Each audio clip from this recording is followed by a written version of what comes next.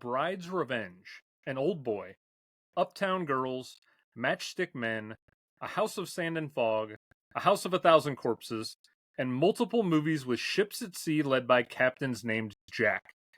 Something's got to give tonight because we're going to see if it's time to crown the return of the king or discover if he's just sitting on a throne of lies.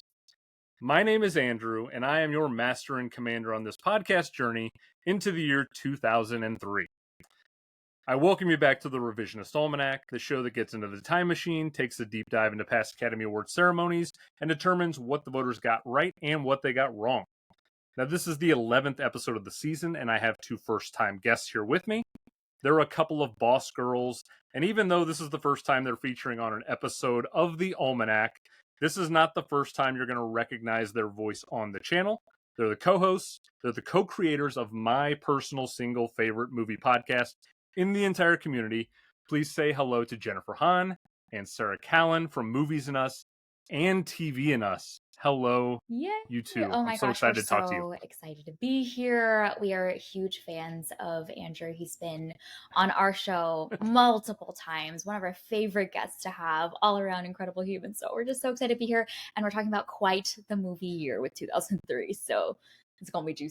I am so delighted to finally be having this conversation with the two of you. We've had many a conversation on your podcast. We're finally over on this side of the table, and this is going to be a lot of fun. I hope you two are ready for the chaos that this is about to be. We are ready, and there is a lot of movies to talk about in this year. Oh my goodness. Yes. It was a juicy no time to year. waste. Yeah, and so what's funny is I've done a couple of guest spots on your show for 2003 movies, and I've been very tight-lipped about what I feel about those movies. So it's nice to I can finally burst out with all of these things I've been wanting to tell you two for so long. So this is our chance. We are here. Let's get into it.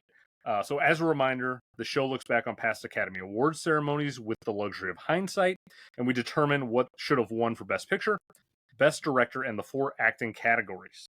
Before we start things off, I hope you'll take time to rate and review the channel on whatever podcast platform you're using, as well as finding and following the show on every social media platform using the handle RevAlmanac. Okay, so we're here for 2003.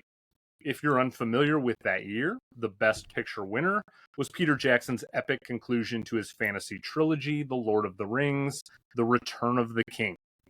Okay. You're both first-time guests. This is your first experience doing this thing that I have now been doing for 23 months. God help me. I'm curious, how did you both find this prep project? Because I was thinking about it literally an hour ago, and I feel like I'm turning into Gandalf month by month with the amount of movies I'm being forced to consume. Sarah, how did you find this prep project? Yeah. I think more and more in Jen and I's conversations, we're just like, how did Andrew find Narnia and not tell us? It doesn't make sense. It does not compute the way that you are able to consume so many movies every single month and have a life and work and family and all of it doesn't make sense. So I think it's rude that you have found Narnia and you have not shared it with us. But yeah, this prep was an interesting task to do. We started out at the beginning of the year. We kind of picked a handful of movies that we were like, okay, we're going to watch these for this episode, but we're also going to review them on our show just to kind of spread out the prep over the year. We had a really good plan going in and we were feeling really confident. And then we got to the point of scheduling this recording and we picked our date. And then I went, well, crap. I have 6 weeks to watch 30 movies. I am not prepared for this. So yeah, the last month or so has been I have 2 spare hours. I'm watching a movie from 2003 because that's what I have to do. So yeah, we started out with a good plan to be sane and spread it out. And then I ended up procrastinating as I always do. So that's where we're at. So that's in your nature to just, I'm a big procrastinator. Okay. Yeah, it's a problem. fortunately, as I've seen from social media, you have a really good library branch in the area Mhm. you live in, because it looks like you were Yeah. really taking advantage of pulling movies from the library, which I always tell people that's the way to go. Yes, absolutely. And I think especially for a year like 2003, like there's not a ton of them available on like streaming platforms for Yeah. some reason, but the library coming in clutch. So that is my big recommendation. I mean, just for everybody, go to your local library. They're amazing.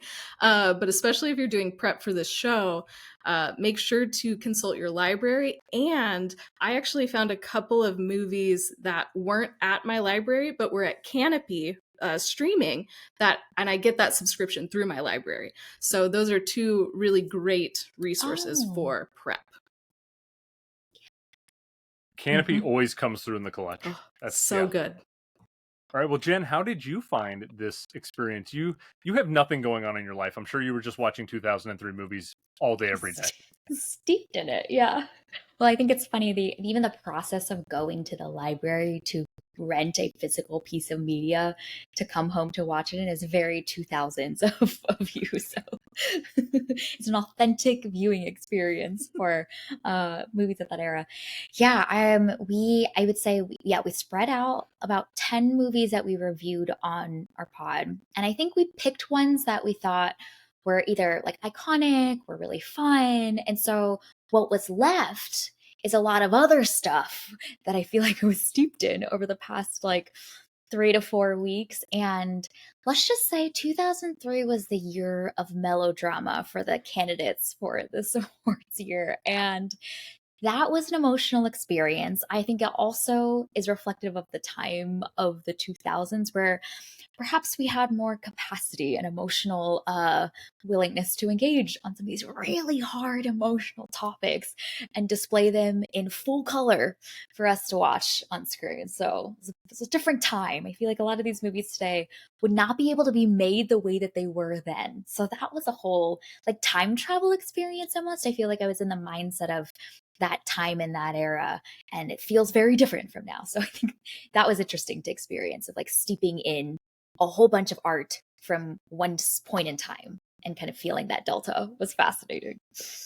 Yeah, I was like looking at the stack of movies that I was watching for prep for this, and I was thinking about it today, and I thought the whole year just felt heavy, and I was Yeah. trying to get a sense of like what it was. And we're only Yeah. 2 years removed from 9/11 at this point, and so like I'm Yeah. thinking there were probably some movies that people were just dealing with a lot of emotional Drama. things in their own mind and the trauma and everything. Yeah. So like I feel like that's probably a part of it, Yep. because like yeah, most of the movies were really emotionally draining, and I tried to like sprinkle in as many of the fun movies as I Yeah. could, You that did good. to break up the monotony. But yeah, there's a lot of heavy stuff, and the heavy stuff's really really good in most Hmm. instances. But it was just, this was a year that was really like, it wore me down by the end of this prep cycle, because it was a lot of heaviness in some longer movies too in a few spots. Yeah, yeah, absolutely. So for anyone that's doing prep for this pod, like think about it like time travel. It really feels like that in a way. Like you're going back to this point in time and steeping in that period and all the headspace of viewers at that time and what they were looking for. So they were looking for emotional catharsis and they were looking to go on an adventure, very sweet, earnest adventure. And that's kind of the two sides of the axes of this year, I feel like. Okay, well let's talk about some good movies, some bad movies. We'll get into the categories here in a moment. So I'm gonna kind of just open this space up for a second for you to go wherever you want with this. You can hit me with a spicy take if you have a spicy take for the year, spicy take for the movie. You can talk about a bad movie experience you had watching something, or you can talk about a movie that you just had a really good time with that you're probably not going to have the opportunity to work into any of the categories. So totally open board right now. Cover whatever you want to cover. Jen, go over to you first. Bad movies, spicy take, some good movies. Hit me with whatever you got. All right. Maybe I'll do a smattering of a few of those things that you listed off. So we'll start with a rough watch was Cold Mountain oh my gosh. Like if I have to think about like melodrama core, it's like Cold Mountain plus 21 grams. I will have to say, I feel like my brain chemistry was changed and reordered after those movies, and I was so glad to be out of those movies afterwards and looking for a palate cleanse. It's funny, we are amidst this period of prep for this, we're watching The Sopranos over on our TVNS show. So The Sopranos was like palate cleanser for some of those movies for me, which is kind of That's a funny wild. and odd thing.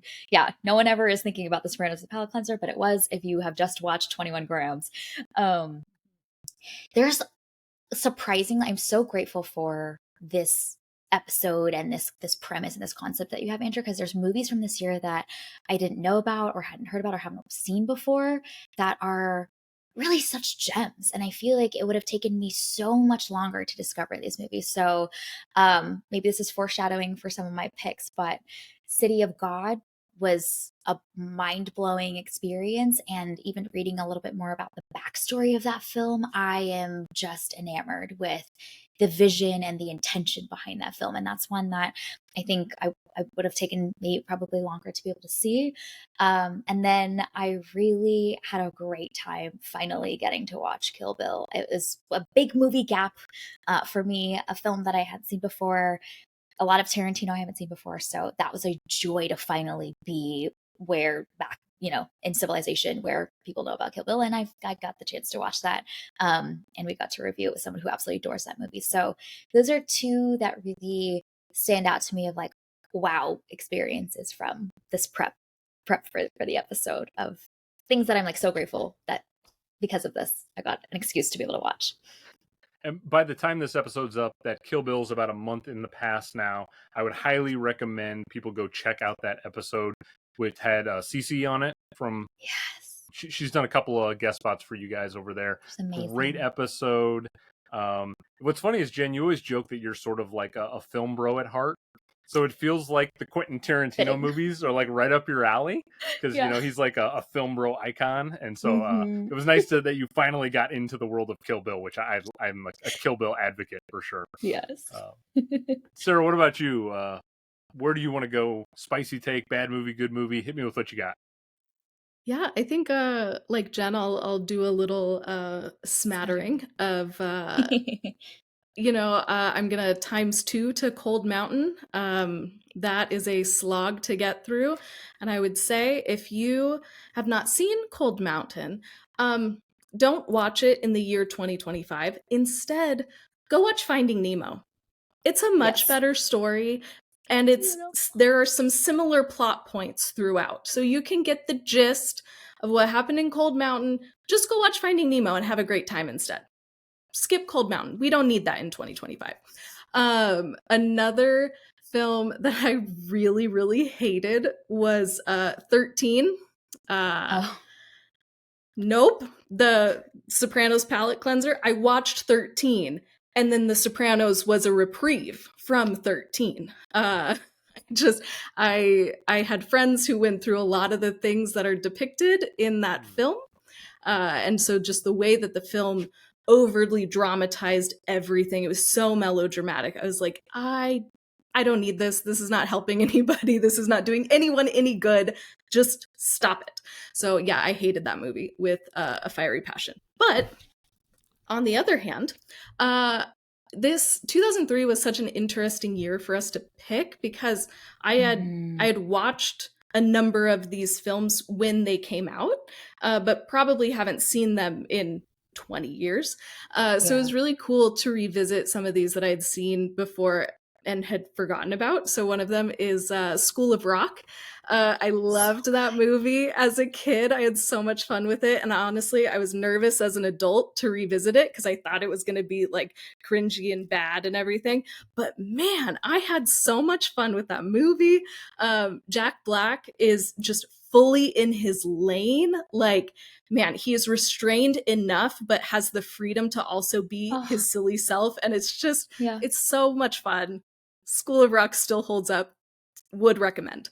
And then another quick shout out is it's one that I wanted to include in in my nominees, but I just didn't have space. And that is The Station Agent. I just watched that last night, and it honestly like blew me away. It's such a small film. It's a very focused film, very narrow in scope.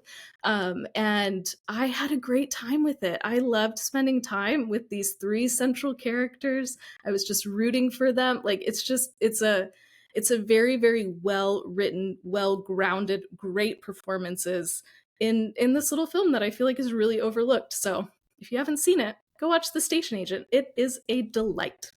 Yeah, especially everybody's familiar with Peter Dinklage now, post Game of Thrones, and you go back and you watch it, and it's like, this guy had the goods a long time ago. He's so strong in that movie. I don't know if I have a spicy take for the year as a whole, so I'll kind of skip that. I've got a couple of movies I don't love, so I'll shout those out.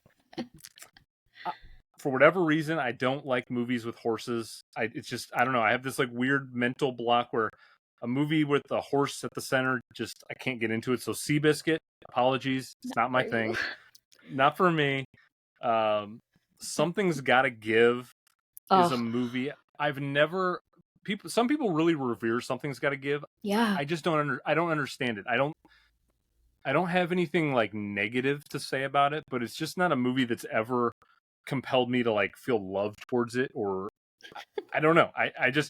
I think it's a very like run of the mill mid 2000s movie that just kind of is, and I never think about it, and I'll probably never watch it again as long as I live. I gave it one more shot. This was it. But I had there were some good experiences that I will not get to talk about when we get to the categories, but the Elf was my main go-to break things up in this year movie, where whenever I was like watching something really 21 Grams, great example. That movie beats you over the head with just like pain on trauma and I was like, I need Elf immediately after this. And so Elf was my relief there. I'm glad Sarah called it out. School of Rock holds up so good. It's crazy how good School of Rock holds up. You're right, though. It's like Jack Black can easily go off the rails, and I think that Richard Linklater does a really nice job of keeping him like focused the whole film and letting the children really kind of like shine through that movie. And it's got a really great harmony between all the characters in that. And then the final movie that I'm kind of mad at myself that I didn't work it into my categories. It's Tim Burton's Big Fish, which I didn't love the first time I saw it in 2003 because I was a teenager and I didn't understand it. And now I'm a father and I sort of relate to that movie on a whole different level with the fatherhood at play and the idea of like, you know, creating a myth around your family. I don't know. That movie really stuck with me a lot harder than it ever has. So got to give a shout out to Big Fish. So those are the movies I had a good time with. But now let's get to the categories. This is the good stuff here. Right. So before we get into the 6 categories, we're going to go to something totally new. This is only the second month we're doing it. It's going to be a regular thing, and that's the Gorham Award for Egregious Oversight. Thanks again to Betsy and Trent over at Never Seen It. So going forward, each guest and myself has the opportunity, but there's no obligation to look at a category that's not one of the 6 covered. We can determine if what one is incorrect and then give our revised selection for what we think should have won. And then we'll put those head to head online and see what the fans think should have actually won. Do you both have Gorham Award categories that you want to nominate tonight? Yes. I do indeed. Okay. Yes. I will go first if you're okay with that, and then I'll turn it over to the two of you to jump in. Do it.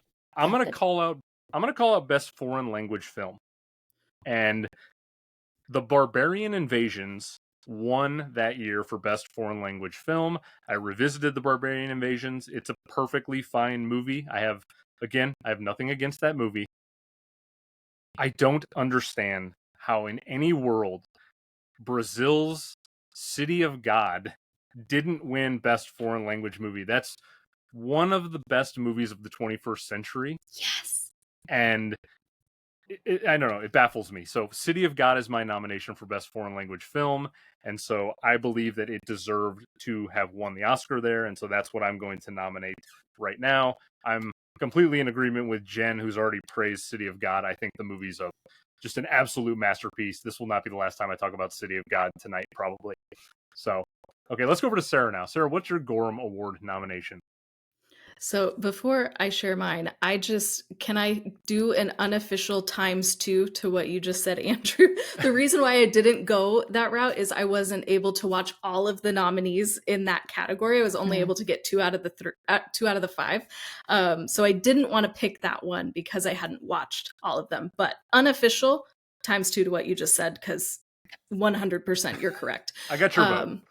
So what I would like to submit is in the original screenplay category, and I would like to say that Finding Nemo should have won that category. The movie is on a dialogue level, it is excellent. On a story level, it's excellent. It's a great action adventure, and it has this like really heartwarming center. It has a lot of great themes throughout. Like, it's just a very well written film, and so I would like to submit Finding Nemo as best original screenplay for that year. I love it. All right, Nice. That's 2 on the board. Jen, over to you now for whatever you're going to nominate for your Gorham Award. Yes. So my choice is for best film editing. And listen, Return of the King is an amazing movie. We're going to talk about it more. It took home a lot of things, and I think it can generously give this category over to City of God. Okay. So, I mean, I think for how much the film editing contributes to the success and effectiveness of the film, the editing in City of God is genius. I mean, from the opening chicken chase sequence, I was completely blown away. And the way that it uses its editing to highlight the emotional beats of that movie, but also the humor in some moments, which is hard in a movie like that. And yet it is juxtaposing these interesting things and creating a sense of dynamic and emotional ambiance for every scene that it's in. So Return of the King is great. The editing is, solid in that movie, but it's not what makes Return of the King shine, and the editing really makes City of God shine. And it's creative, it's fresh in its editing style, and it just adds so much to that film. So I would like to revise history and give City of God, Daniel Resende, the award for best film editing.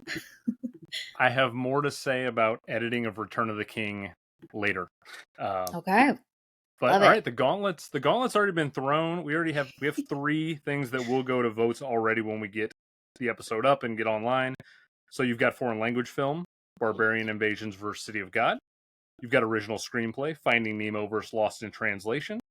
And then you've got editing, Return of the King vs. City of God. City of God's already got a couple of chances on the board to do something.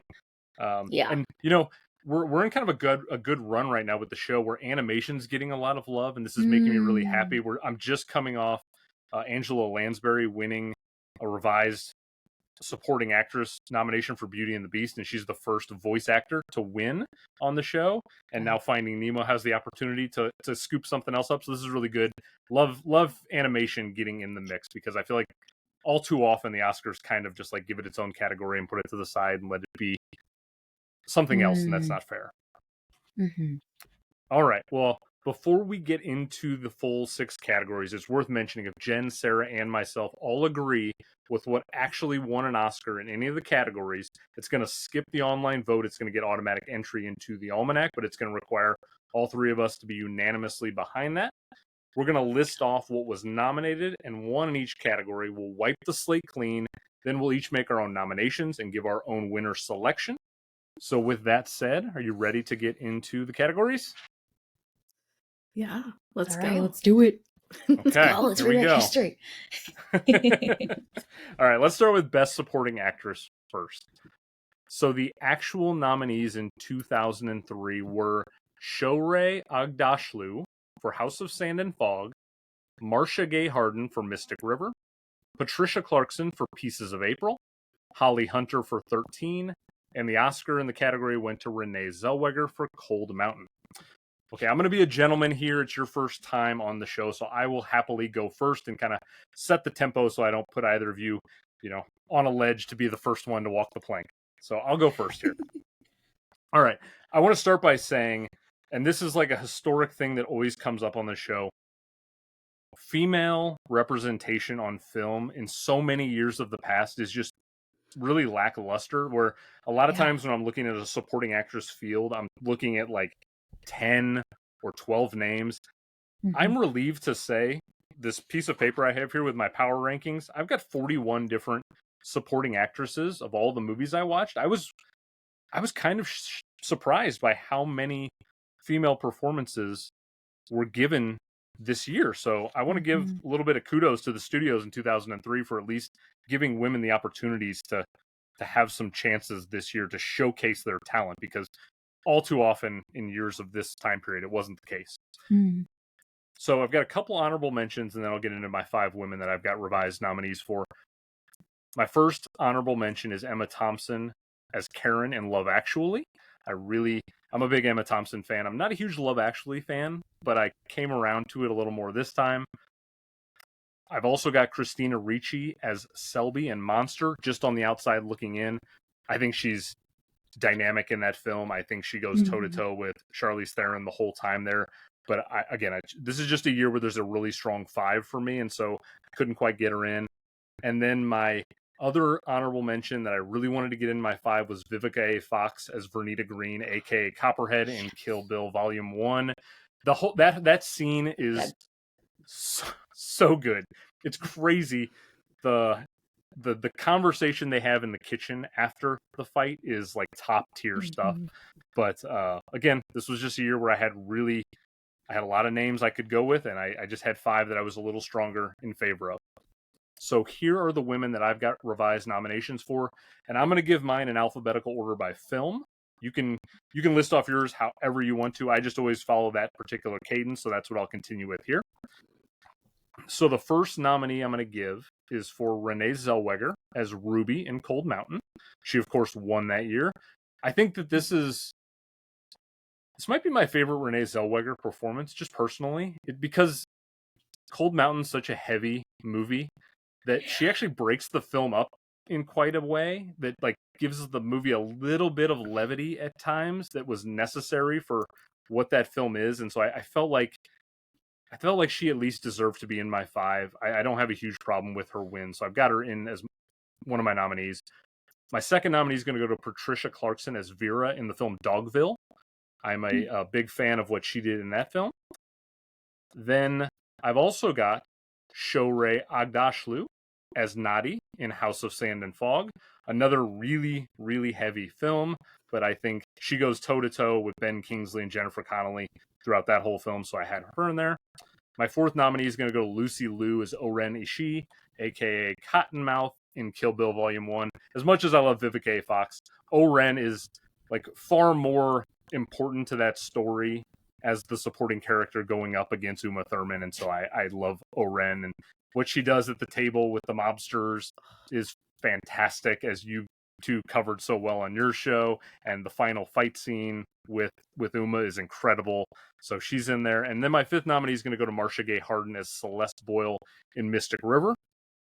I like them all. I could give a win to probably any of them, depending on how I felt, but I went into it thinking I was going to pick somebody, and I kind of stuck with that person. And I'm going to give my win to Marcia Gay Harden in Mystic River. And so the reason that character, I rewatched it again last week because I wanted to get fresh eyes on it once again. There's so much internal conflict that she's going through, trying to like understand if her husband did or did not do the thing that's sort of the central conflict of that movie. And for a lot of that film, she's kind of like the POV for the audience, where you're kind of not really sure who did what. And I was very sympathetic to the struggle that she had to go through, because she clearly didn't know like the full backstory of what her husband's past situation was. And she was clearly wrestling with a lot. Like when Tim Robbins' character comes home, her husband, and he's covered in blood, and she's sort of confronted with that. It was very powerful to me what she goes through there. And yes, it's melodramatic. Yes, that Mr. River is a very over-the-top acting movie. All of the actors really, there's a lot of acting happening in that movie. Yeah. But I thought Marcia Gay Harden just really stood out for me. She might be my favorite component of that film personally, and so she's going to get my revised win. Okay. Jen, let's go over to you now. You can give some honorable So mentions if you have any, and then jump into your 5 nominees. yeah. So I would say my honorable mention for this was Shohreh Aghdashloo for House of Sand and Fog. That's the one that I was like, I was making swaps at the last minute. Do I keep her in? Do I keep her not? But she was my big honorable mention. The 5 that I've picked is Vicky Houghton from Whale Rider, who plays Pie's grandma. And I think this is one that is maybe like a role that I really feel like is overlooked, but it's such a stately performance and such an understated performance. And I have kind of soft spot for actors that can do that, and I think she is essential to the emotional core of that film. The second pick that I have here is Hope Davis, who plays Joyce in American Splendor. Paul Giamatti is doing the most in that movie, and she is such an important emotional axis for him in that movie. Renee Zellweger for Cold Mountain, who plays Ruby, +1 to a lot of things that you said about her performance. And I think she adds just this charisma onto the screen that is needed for that film to work as well as it does. I do think, my hot take is that I think her performance is so beloved in that film, partially because of the backdrop of what film she is in, that has allowed her to shine the way that she does in the charisma that she's able to bring. So I think that sometimes her performance can sometimes be misconstrued with like, just, oh my gosh, thank God she's on screen. My next pick is Patricia Clarkson in The Station Agent, who plays Olivia. Again, that she's just this incredibly like emotionally vulnerable performance while it being packed and packaged up in shrouded in so much that she's going through. But I think she brings so much to the screen as an essential in that trio. And then my final pick is Lucy Liu for Kill Bill Volume 1, who plays Oren. I mean, it's just electric seeing her on screen. I think she brings exactly the right amount of vulnerability, but also this like strength to her role and this authority on screen that is essential for that performance. So are we revealing what we would like to advocate for to be the win? Yes, please. Okay. I am going to bat behind Lucy Liu for Kill Bill for her performance of Oren. I think that it is essential to that final third act to be as great as it is. I mean, and it's a film that is already so electric, but for it to still give us that splash ending, she is necessary to bring that to the screen. So that is my pick. I love it. I had a feeling you might go that way after listening to your episode last week on it. I was like, I think Jen's leaning that way. Quick shout out to Patricia Clarkson. She was actually nominated for Pieces of April. I nominated her for Dogville. You've already nominated her for The Station Agent. Yeah. Like, she was putting in work in 2003 of very high quality. Yeah. So, yeah, well deserved. All right, Sarah, you can go a number of ways here. Let's see who you have. Honorable mentions, and then give us your 5. All right. Well, we're going to keep the praise of Patricia Clarkson going, because in my honorable mentions, I would like to shout her out for her performance in The Station Agent. Nice. That was one. I watched it last night, and I have been racking my brain all day of like, man, can I get her into my list? And like trying to shift things around to get her in. And I'm going to stick with my original list and not be an agent of chaos in this particular moment. But shout out to her. It's such a great performance. It's so understated, but so emotional. She's great in that movie. I'm also going to shout out Christina Ricci for all the reasons that you said, Andrew. She is just great in Monster, and you know, Charlize is doing so much in this film, but Christina Ricci just really holds her own and is a really good balancing act to everything that Charlize is doing. So shout out to her. And then, of course, Lucy Liu is fantastic as Oren in Kill Bill. Oh man, just ×2 to everything that you guys said. That boardroom scene is freaking incredible. Oh my gosh, it is so menacing and hilarious at the same time. And Lucy Liu is just doing so much in that movie. So just shout out to her. I wish I could have gotten her onto my list, but I made different decisions that I might regret. I don't know. We'll see how we feel later. But my actual list is Renee Zellweger for Cold Mountain. As we have all said, she's great in that movie. Up next, Marcia Gay Harden. ×2 to what you said, Andrew. She is great in that film. Very, there's so much emotion kind of like brimming beneath the surface in her performance. It's so grounded. She's just a great actress, but she's really great in that movie. Then my next one is Judy Parfitt for the movie, for her role of Maria in Girl with a Pearl Earring. So she is the old lady who is not happy that ScarJo is there. And I loved every second of her performance. She is mean girling the hell out of this girl, and I am here for it. Oh my gosh. She is so shady in that movie, and it was just a delight to watch. I did not enjoy that movie, but I really loved her performance. So shout out to her. My next one is Shohreh Aghdashloo for House of Sand and Fog. Man, just like you said, Andrew, it is such a sad movie. Oh my gosh. That is a difficult movie to get through. But her performance is so tender. There's so much there. And I was captivated by her. She's a phenomenal actress and everything, but she's great here. And then my last nomination is for Maria Bello in The Cooler. That is a role where she has to do a few different things, and I think she does them all convincingly. You know, she's the sweet girl and the romantic interest, and then there's some turns that she takes, and I believed all of them. And I was really impressed with how she handled each and every one of those turns that she takes, and just really holds her own with some other really great actors. So yeah, Maria Bello, shout out to her. But I want to give the win to Shohreh Aghdashloo for House of Sand and Fog. There is so much in that movie.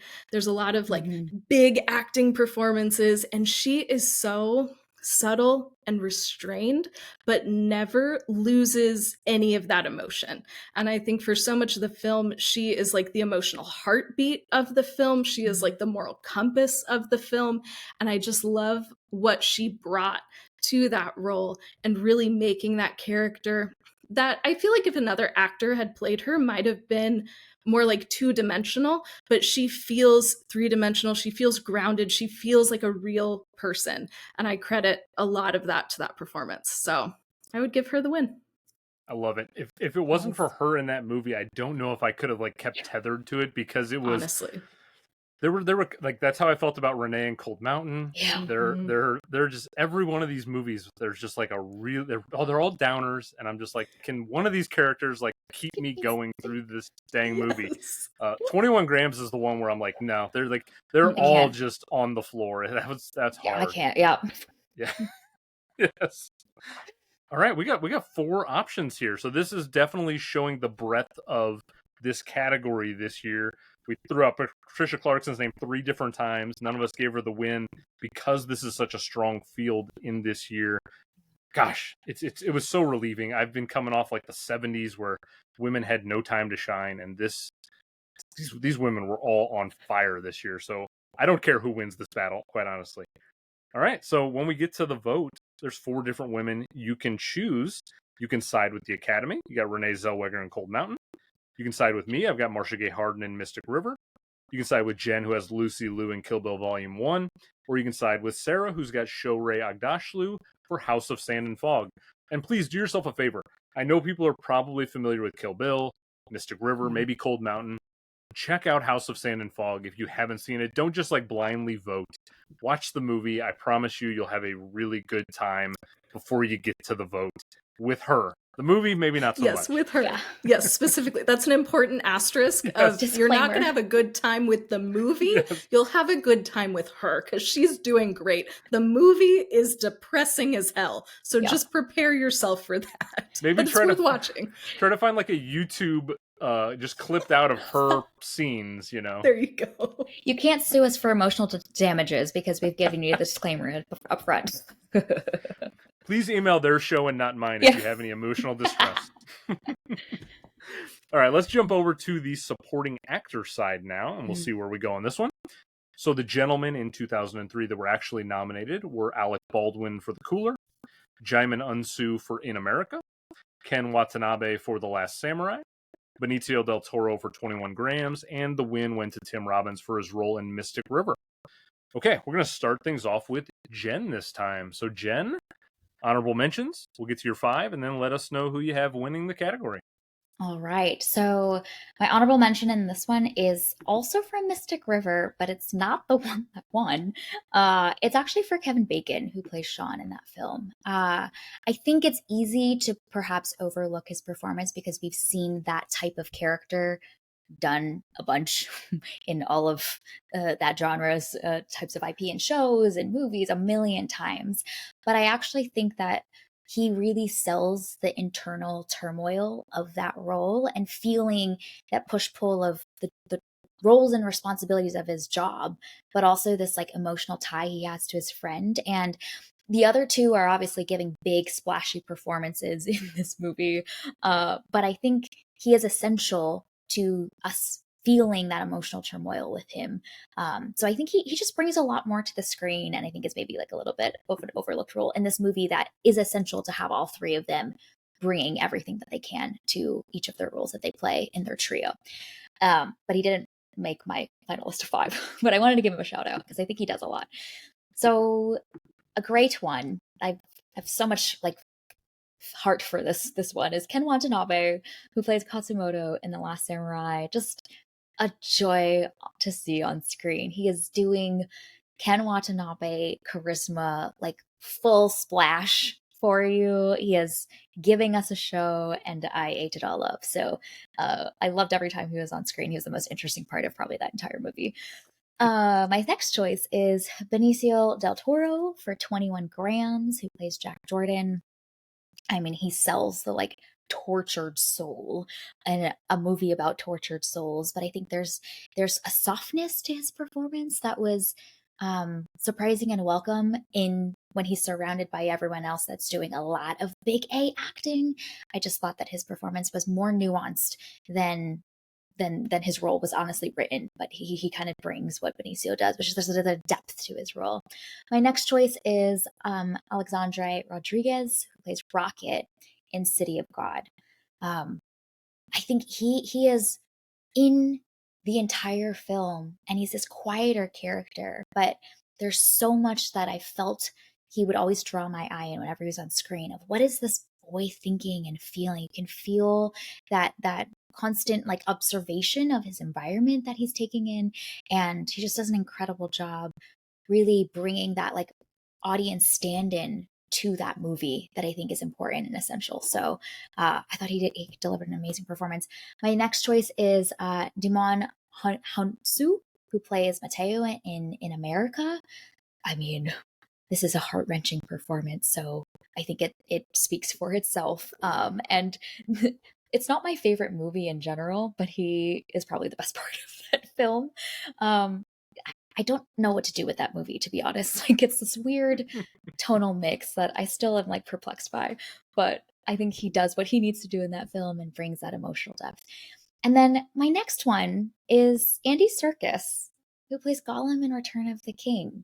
This might be, I don't know, unpopular opinion for some people. I feel like that role of Gollum is such an important like pillar of that of Return of the King working as well as it does, and I really just bought and believed so much of what Andy Serkis is doing for that role of Gollum, and I think that it's a role that could also easily have been too much or kind of a caricature, kind of the silly little guy or the one that's just barking in the corner. But I think he brings so much emotional depth to a role that is easily like write offable.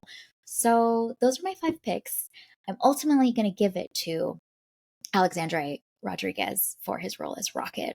I think that it is an understated performance, and yet it is captivating on screen, and my eye went to him, my thoughts went to him every time he is in the picture. So that is my pick. Excellent pick. Wonderful pick right there. City of God's getting on the board left and right here. I don't see it stopping anytime soon. All right, Sarah, we're going to go over to you now for yours. All right. So for my honorable mentions, I want to shout out Hiroyuki Sanada for his performance in The Last Samurai. I really wanted to include him on the list, but he's just not in the movie enough for me to justify it. But those few moments that he is on screen, man, he is electric. Your eye is drawn to him. Like, I wanted to follow his character. I was so invested. I was so interested. He brings his full self to the screen, charisma just oozing off of him. Wow, what a great performance. I wish he was in the movie more, because then I could have given him a nomination. But I couldn't. So here we are. Yep. My other honorable mention is Benicio del Toro. Benicio does not miss. No. And in what is otherwise a very difficult movie to get through, he at least has some interesting things going on that you can hold on to yeah, pretty much. You're just holding on to Benicio for dear life. And that is the experience of watching the movie 21 Grams. So shout out to him for being incredible in everything. So my nominees are Tim Robbins, of course, Mystic River. He's fantastic in that, brings so much to that character. There's so much emotional turmoil that he brings fully to the screen. What a great performance. I understand why he won. My next nominee is Ken Watanabe, who, like you said, Jen, is the bright, shining light in the movie The Last Samurai. Ken Watanabe just, man, he has such a presence about him. And he is almost this like place of respite in the movie. And every time Tom Cruise goes and talks to Ken Watanabe, I'm like, yes, yes, I'm interested in this. So great time with him. My next nominee is Jeffrey Rush as Captain Barbossa in Pirates of the Caribbean. He gives such a big performance in what is just a movie filled with big performances, and I ate it up. He is fantastic in this. Man, let's just acknowledge his greatness. My next nominee is Alec Baldwin for being the evil guy in The Cooler. Man, I was terrified of Alec Baldwin. I was afraid that he was also going to like chop a leg off or something, or beat me up with a baseball bat. So just shout out to him for just striking that balance of like suave guy, but also terrifying at the same time. Like, he is doing a lot in that movie, and I feel like The Cooler doesn't work without Alec Baldwin's performance. He is great in this. And then for my fifth one, I want to give it to Jamin Hansu for his performance in man, he is just, that's such a hard movie to get through. And he is, again, this bright shining spot in what feels like a downer. And there's so much joy at times, but there's so much pain at the same time, and he balances the two really, really beautifully. And I loved his performance. So those are my five. I really struggled with this category, I'm not gonna lie. And I just decided that I'm going to go with the performance that gave me the most joy, and I'm going to speak my truth. And that is, I'm going to give the win to Jeffrey Rush as Captain Barbossa in Pirates of the Caribbean. Also, shout out to Hannah from Horror Hour from the Hannahs, because she loves him. Yeah, he is, man, this character, I think, with a lesser actor wouldn't have worked as well, because you need to balance, the evilness of being this pirate, this undead pirate. And at the same time, you have so much empathy for this guy. All he wants to do is be human. He just wants to eat an apple. Like, that's what his heart desires. And so you feel empathy for this guy who is the villain of the film, who you shouldn't be rooting for, that you shouldn't have empathy for. But Jeffrey Rush is able to handle all of those things, and he has so much charisma. Like, everybody is doing work in that movie except for Orlando Bloom. And Jeffrey Rush just holds his own and sometimes even outshines others, including Johnny Depp in that movie. So just shout out to Jeffrey Rush. He's great. He's great in that movie. Everybody go watch Pirates of the Caribbean. It's a fun time. Amazing pick. Iconic That's what I love pick. about this. That's what I love about this show is I want people to like be their authentic self. Pick what you want to pick. That's the best right there. And also, I'm so glad you two put so much time and work into 2003 prep and dropping all those episodes on your channel. And that Pirates episode with Hannah and then Britt, another friend of ours, just top stuff. I think you guys both So voted fun. it your favorite episode of the season, and Yep. couldn't agree more. Amazing stuff with the four of you on that one. So great shout there. Okay. All right. We got some options. Here's what I've got for mine, though, before we wrap it up. Okay. So, honorable mentions. I'm going to throw out two men who were in two movies that you covered on your show for 2003 episodes. Okay. So, first up, this movie's not particularly great, but this man always puts in great work regardless of the movie. And that's Sam Rockwell as Frank Mercer in Matchstick Men. That movie's, it's kind of a nothing burger of a movie. Like, it doesn't have any lasting impression on me. But I feel like anytime Sam Rockwell's on screen doing anything, he's giving it his all, and he at least, like, I'm having fun when I'm hanging with Sam Rockwell on screen. So he's an honorable mention for me. And then I prefaced this when I was on your show for The Last Samurai. I love Ken Watanabe in The Last Samurai, but he's just not in that movie enough. And Tom Cruise just sucks everything out of that movie by being so large in it, and we need anything but Tom Cruise in that movie, as we talked about plenty on your episode.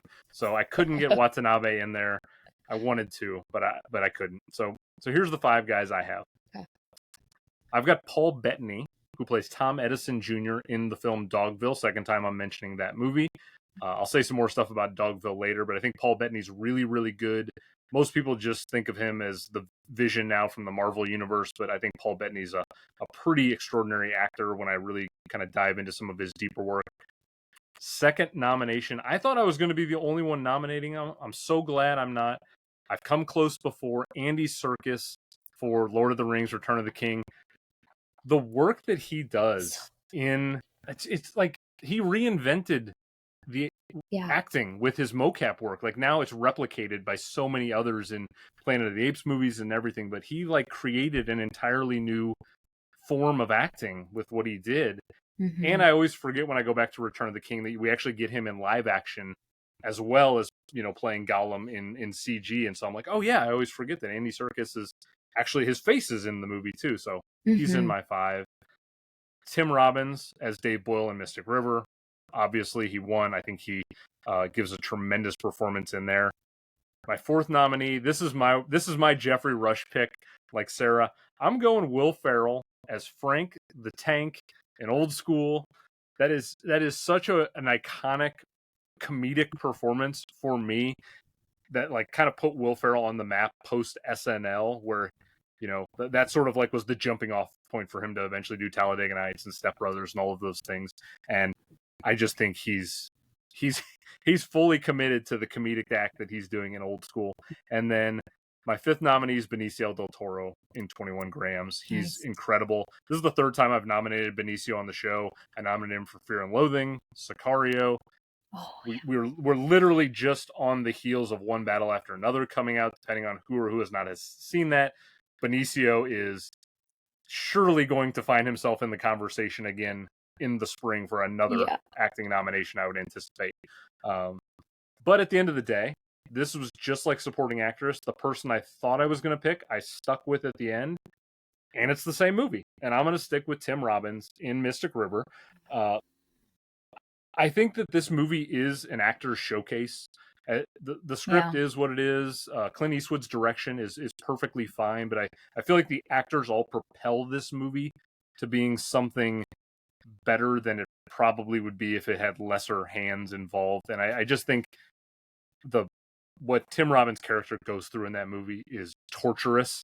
And the final scene on the river when Sean Penn's confronting him about the thing that's happened in the movie. I don't want to spoil the movie for people if you're not familiar with Mystic River, even though it's 20 plus years. But what Tim Robbins does in that final scene for his character, where he's trying to tell the truth and yet also kind of realizes the truth isn't going to set him free, and he sort of has to make a decision in the moment. I don't know. It's heartbreaking to me.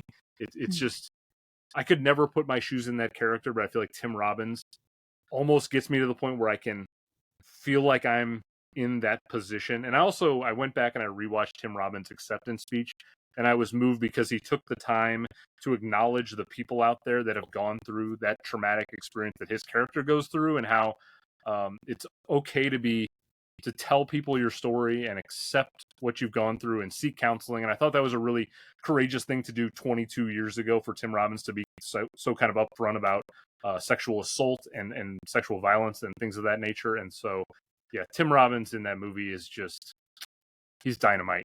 Unbelievable. I had to give him my win there. So I agree with the Academy, which doesn't happen that often. It's a good choice. Yeah. It's a good choice. I love Tim Robbins. I just love him so much. Okay, so we've only got 3 options for this particular category. So both the Academy and I are aligned with Tim Robbins for Mystic River, or you can side with Jen. She has Alexandre Rodriguez for City of God, or you can go with Sarah, who has Jeffrey Rush for Pirates of the Caribbean. I think he's going to win this category, and I'm going to love it if he does. That's great. Iconic pick. The Pirates Army is strong out there. That's Yeah. It'll just be like me, Hannah, and Britt just voting on every platform for Jeffrey Rush. It's amazing.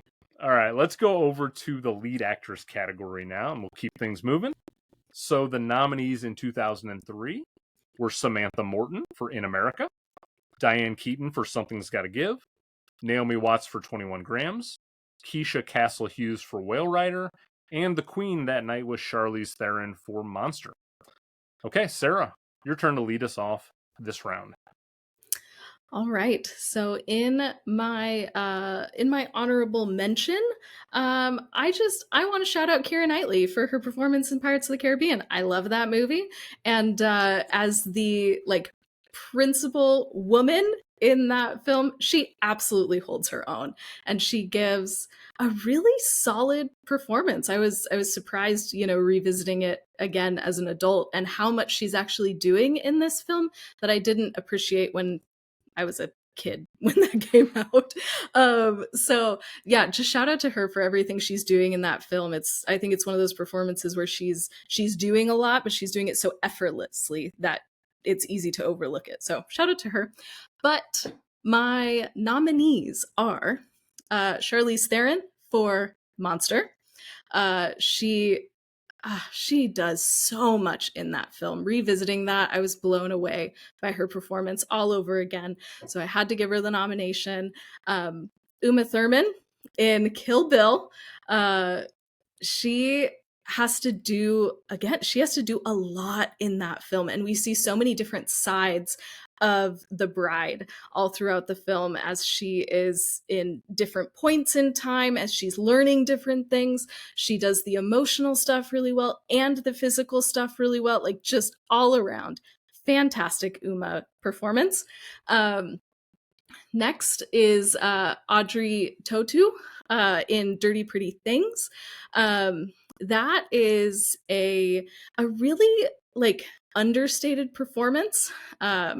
I also am impressed that she has a French accent, and she is not playing a French person in that movie. And so the way that she was able to transform into this other character, and there's so much heart and so much it's very subtle, I feel like, what she's doing, but so convincingly. So I was rooting for her the whole time. Next is Samantha Morton, who, man, In America is a hard movie to watch. And she goes through a lot in that movie. And Samantha Morton is just man, she is big acting in that movie. And just going through all of the highs and lows of what that character is experiencing. So shout out to her. And then I'm not gonna lie, I struggled with my fifth option. I was kind of wrestling with that today, and just a little bit before we came on, I decided that I'm going to give it to Keisha Castle Hughes for her performance in Whale Rider. I wasn't initially going to do it, but her performance, especially when she's reading her speech at school, oh my gosh, just will gut you and like rip you to shreds in a really good way. She gives a fantastic performance, and the fact that she was a child when she gave that performance, holy moly, absolutely incredible. So she is my fifth nominee. But at the end of the day, I am going to give the win to Charlize Theron for her performance in Monster. I didn't want to agree with the Academy, but I felt like I had to do it because her performance is just that good. Like the original reason why I watched Monster the first time a couple years ago was I wanted to see, like, did they just give it to her because she was a pretty girl that went quote unquote ugly for a role? And that's not this movie. Like, there's so much emotional depth to her performance, and I was just captivated by her all over again. She has so much charisma too that just shines through the screen. She's a very complex and complicated character, and Charlize just plays her perfectly. And again, Monster is such a hard movie to watch. There is a theme for this episode. Yes. And Charlize's performance helps keep you in it. And you believe why Selby is following her. And I think a lot of that is because of just Charlize's own charisma and screen presence shining through. So I begrudgingly am agreeing with the Academy and giving it to Charlize. All right. I will jump in now, and Jen, you get to round us off for this category. Okay. This was a little thinner than supporting actress, Yes. unfortunately, for me as well. Like my total women in contention was like cut in half from the, again, they still weren't giving women lead opportunities at this point in time. Like we have come such a long way, which is, we've got a long way to go. 2025, we're in a much better place with like women really getting opportunities. So it's nice to go back and see where we were and see how far we've gone, fortunately. So I only have one honorable mention, and it's a movie I never saw before prep here, and I'm so glad I finally had the chance to sit down and watch it. And that was Whale Rider and Keisha Castle Hughes. And she is remarkable, regardless of age. She's unbelievable. That movie really hit I right place, right time, right day. For whatever reason, Whale Rider just stuck with me. It's a movie I want to watch again. I had a really great time with it, and I'm glad I had the opportunity, because I probably wouldn't have sought out that film on my own without being kind of forced to like sit down and do some prep homework for this. So Whale Rider, if you haven't seen it, throw it on your watch list, check it out. I highly recommend it. But the five that I've got in are, first and foremost, I've got Nicole Kidman as Grace Margaret Mulligan in the film Dogville. Third straight category I've given a nomination there. That movie it's a lot of things. It's like 3 hours, and it's told basically on a stage production, and so like the whole filming process is kind of weird, and the subject matter is, as 2003 has alluded to, very heavy, but Nicole Kidman busts her butt in every film she's ever done, and she gives it her all here. This is the fifth time actually I've nominated Nicole Kidman in 23 episodes. Like, apparently I love Nicole Kidman more than I ever realized, because I've got her here again. Second nominee is Uma Thurman as the bride, Beatrix Kiddo in Kill Bill. She's incredible. She's already won a revised award on this show last season for Pulp Fiction. Happy that she won that one. Honestly, she's better in Pulp Fiction than she is in Kill Bill, but she's also incredible in this movie. Third nominee is going to go to Scarlett Johansson as Charlotte in Lost in Translation, a film the three of us have covered over on your channel.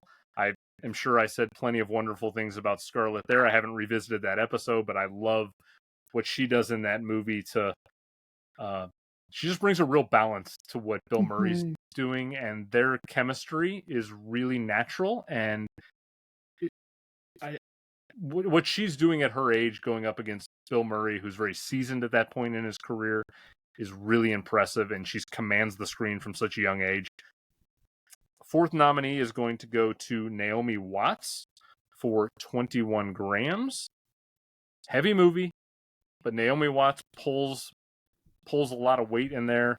And then my fifth and final nominee, I just realized I messed up my alphabetical order, but that's okay. I've got Charlize Theron as Eileen Wuornos in Monster. I couldn't have said anything better than you've already said, Sarah.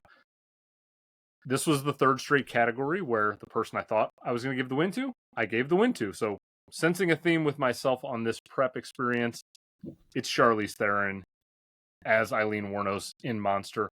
I don't know if either of you have seen, there's a documentary on Eileen Wuornos that's really fascinating, and she's actually involved in the documentary process. Like, she's being interviewed, and so you get a lot of first person perspective from her right there.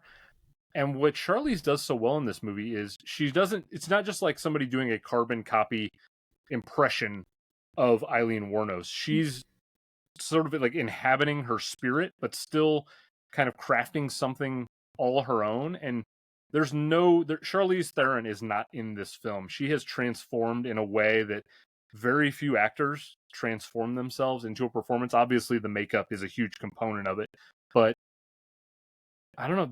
There's a moral grayness to the Eileen Wuornos the person, and I just find this movie fascinating because she does some really terrible things, and yet I understand why she's been put in the position to do those things and what pushed her over the edge, and I sympathize with her, and I know that's like a conflict and a moral struggle and an ethical dilemma, but it's fascinating, and it's all carried by Charlize Theron, and so I, like Sarah, agree with the Academy here. So it's all up to Jen now. She can either get Charlize Theron an automatic victory here, and we don't even have to go to a vote, or she can end up on her own little island by herself with someone else. So, Jen, no pressure. Let's see where you go. Okay, let's dive in, shall we? Yeah, I found this category a little bit more challenging because the options were much more limited. I was going through the movies and I was like, that's a performance, that one. And so I had my list of 5. So the first one is Charlize for Monster, who plays Lee, +1 to everything everyone else has said. I have Keisha Castle Hughes, who plays Pi and Whale Rider. It's a heart-wrenching performance, and she sells that role and does so much nuance and complexity in her performance as such a small human. So incredible. Uma Thurman, Kill Bill Volume 1, who plays the bride. I think this one's obvious as well, +1 to everything everyone else has said.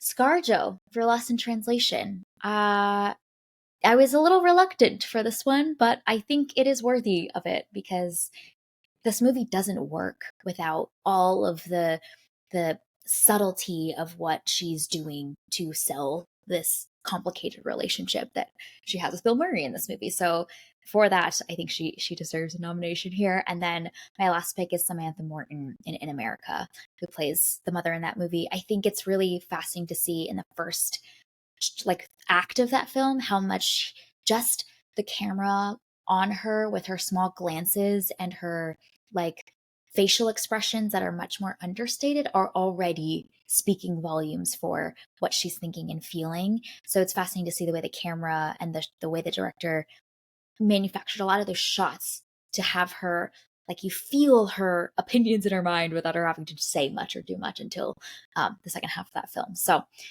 I would like to disagree with the Academy and have this not be a slam dunk, but I think Charlize is absolutely electric.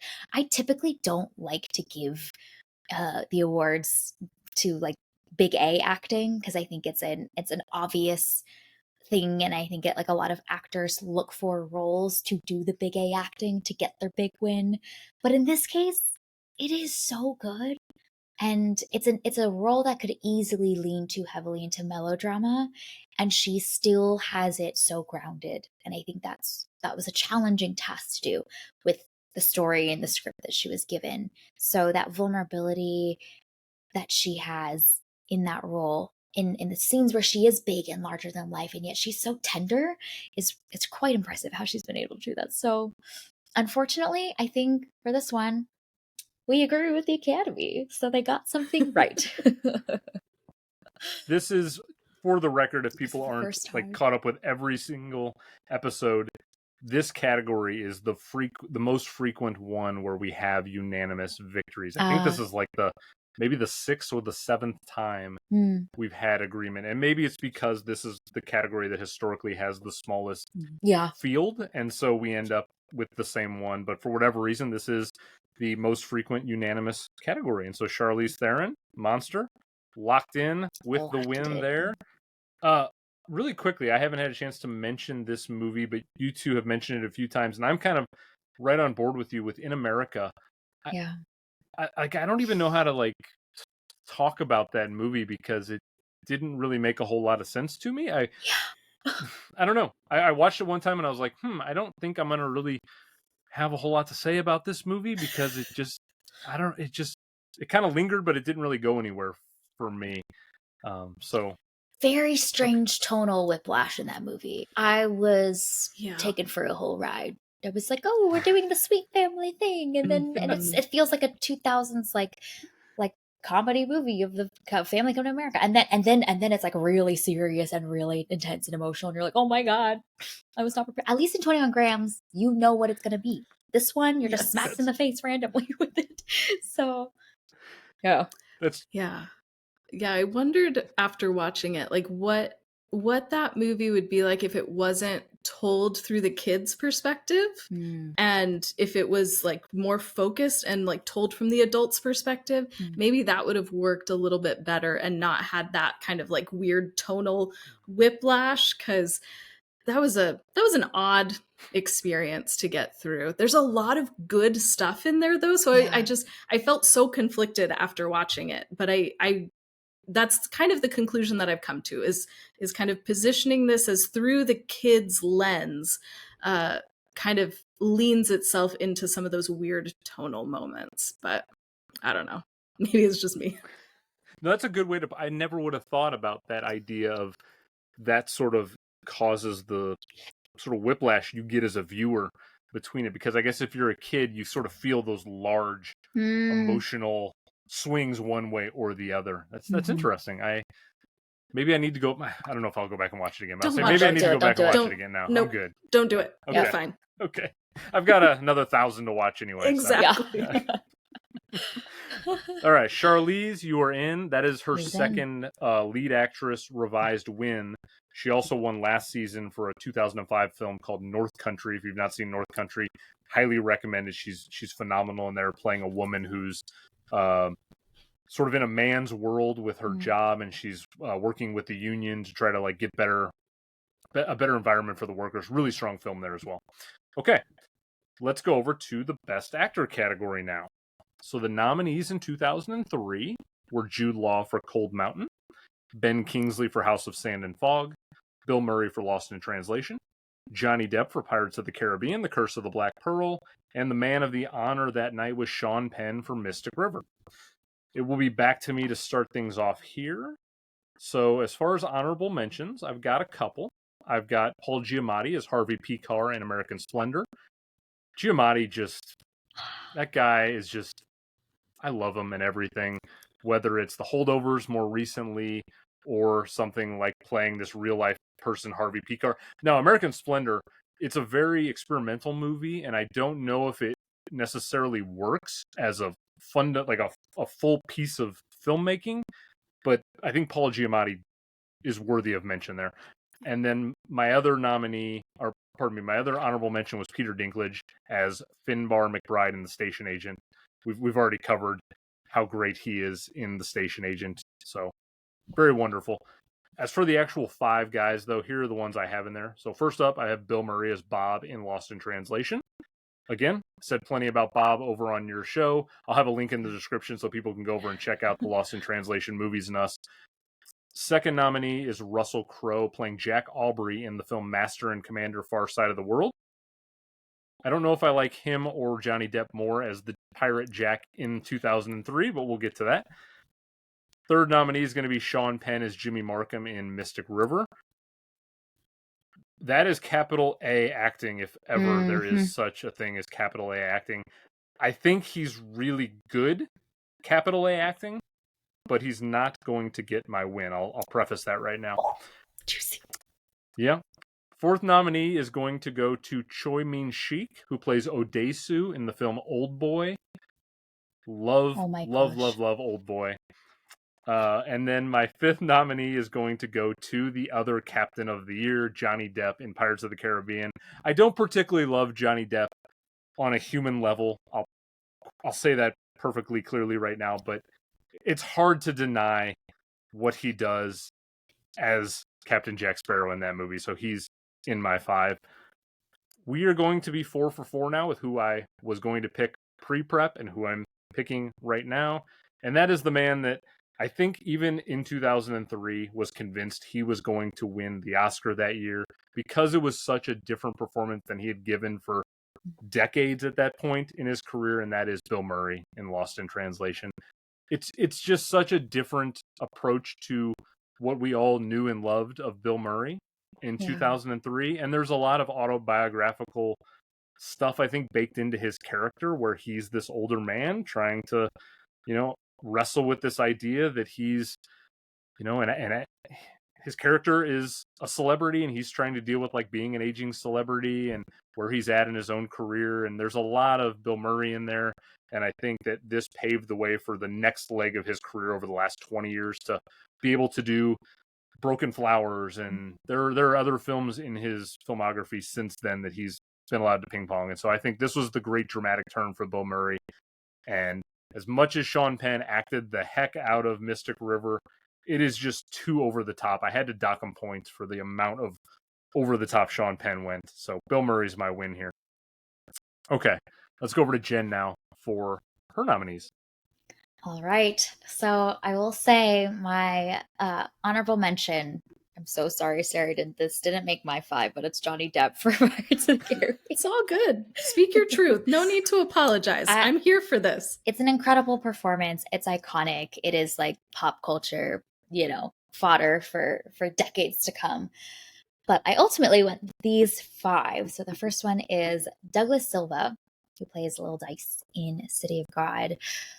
Oh my gosh, absolutely electric performance. And you just feel everything seething inside of him from the beginning of when we see his rise. So I just feel like that film, he is so necessary to be this imposing force that does everything that he does in that film. My second choice is Choi Min-sik, who plays Odesu in Old Boy. This performance, I think, is going to haunt me in the best way. And the whole like thesis of that film is the grief and the laughter and this mixing and the gradient of those two things. And that thesis doesn't get sold without him bringing that to his performance. So Paul Giamatti is my next pick for Harvey Pekar, American Splendor. What he does with his voice alone is just so interesting in that movie. Let alone all of the quirks and the small like micro movements that he does in that film, in that performance, that I think is so interesting. Every scene he's in, no matter what he's doing, it's so interesting. And he brings that like seething angst to that role really well. Sean Penn for Mystic River, big A acting. I think he does a good job. There's a scene early in that film where I was like, I don't know if I'm going to like this performance as much, but everything he does after that, I was like, okay, we've done the big A acting scene, and now we can do the moody turmoil stuff, which I really love in performances. And my last pick is Bill Murray, who plays Bob in Lost in Translation. There's some scenes that he does that are so complex in the melancholy, yearning and longing and all of that stuff that I think is really hard to translate to the screen for actors to do some of that like mixed melancholic stuff that I think he's really bringing quite well to this movie. And it is necessary for this movie to work as well as it does, given the premise and the story arc. So those are my 5 picks. My ultimate choice that I went with is Choi Min-sik, who plays Odesu for Old Boy. That movie is mind-boggling, and I think it only works with the performance that he gives to sell it from the beginning when he does the turmoil and all of that. But even in the big explosive parts, like, he really sold it for me, and that's why that movie will haunt me. And that was your first Old Boy experience, I assume? Yep. Okay. Yep. Now, you had mentioned Been on on your my Kill Bill episode that Mm. you don't usually find yourself in like sort of the more the You? bloody, the gory stuff. So how did you hold up throughout Old Boy, if you don't mind my asking? There's so many interesting concepts that are being introduced moment to moment in that, so I let my mind feast on that as things were happening on screen. So I was like, this really philosophical line that he just said. Let me think about that as like somebody's getting cut open and getting eaten alive and all that stuff. So I survived. That movie has been on my list for the longest time, and I'm so glad I watched it and survived it. And I think it, unfortunately, I have to say, it needs all of that intensity. So it's worth it. I did it, and I'm so grateful for it. It's hard to pick out my favorite scene of his in that movie because he goes through so much, but like I think about him eating the octopus as one that you're like, well, that's some commitment right there, my man. Yeah. Yeah. And the sound editing in that too is so good. Yes. Excellent pick. I am so happy that Old Boy is finally on the board. Okay, Sarah, over to you now. All right. I had so many honorable mentions, but I will keep it to a few. Number one, Peter Dinklage. We've already talked about the station agent. It's awesome. Peter Dinklage is great in that movie. I also want to shout out Nick Cage for his performance in Matchstick Men. Like you said, Andrew, that movie is just not very good, but I really loved Nicolas Cage's performance in that film. I think it is obviously very big. It is very over the top, but there's also something so human about it too. And I had so much empathy for this character. And it's just a perfect vehicle for Nick Cage to do what he does. And I had a great time watching him, even though it's a very odd movie. And then my last shout out is to Jack Black. We already talked about him, but I'm going to talk about him again. He is great in School of Rock. And I think a lot of that is because of Richard Linklater and the kind of the boundaries that are put on him. But man, Jack Black gives such a good performance in this. And so it's so much fun watching him. So shout out to him. But my 5 are Sean Penn. Yep. What else is there to say? My second pick is Ben Kingsley in House of Sand and Fog. Again, it is a very difficult film to get through, but I think Ben Kingsley does such a great job of, that subtle performance of there's so much going on beneath him. And especially, he's this like tough general. On top of that, he is an immigrant dealing with this like really impossible situation. So there's so much of like a barrier there, and you feel that stoicism, but then you can also feel the emotion kind of brimming beneath it. And I think he does that beautifully in that film. My third pick is Chiwetel Ejiofor in Dirty Pretty Things. Again, just a complex performance. Honestly, my description is going to be similar to Ben Kingsley of, he's playing this immigrant who has to be on top of things. And he is so competent throughout the whole thing. But as the film goes on, you see those layers start to drop. And I believed every emotional shift that he goes through. And it was just so interesting to watch him and be like, okay, what's going to come next? So I loved his performance in that film. My fourth one is Johnny Depp, Pirates of the Caribbean. That movie rocks. And Johnny Depp is great in it. Very over the top, very big, but man, it's so much fun to watch him do all of his foolishness in that film. And then my last pick is Choi Min-sik for Old Boy. That was also my first time watching Old Boy, and I did not know what I was getting into. And holy moly, that is an experience. Yeah. But his performance, like you said, Jen, is so important to this film, and this film does not work without him and everything that he's giving to this. So yeah, he had to be in my nominees. And my winner is actually Choi Min-sik for Old Boy. Yes. Nice. So just times 2 to So everything pleased. that Jen said. But I love that there's so much emotion in him, there's so much turmoil, and that's believable. And then you see him doing all of these physical things as well, and that is all believable. Like, the character is so complex, it's so layered. This man is going through so much, and that performance is absolutely phenomenal. He is captivating. You feel all sorts of feels as you're walking through this journey with him. And I mean, obviously it's a brilliant film, very well written, but man, that is an incredible performance. So had to give it to him. I almost want to flip flop right now and swap my pick, because he was my number 2, but it was like 1 and 1A. It was so close. I mean, you can do it, Andrew. You can bow to the peer pressure. You can come over on our side. I may give you the vote, though, when the time comes, quite honestly. I'm happy to bring Bill Murray to the dance, but I may put my own vote behind you two on this one, because just great pick. I love it.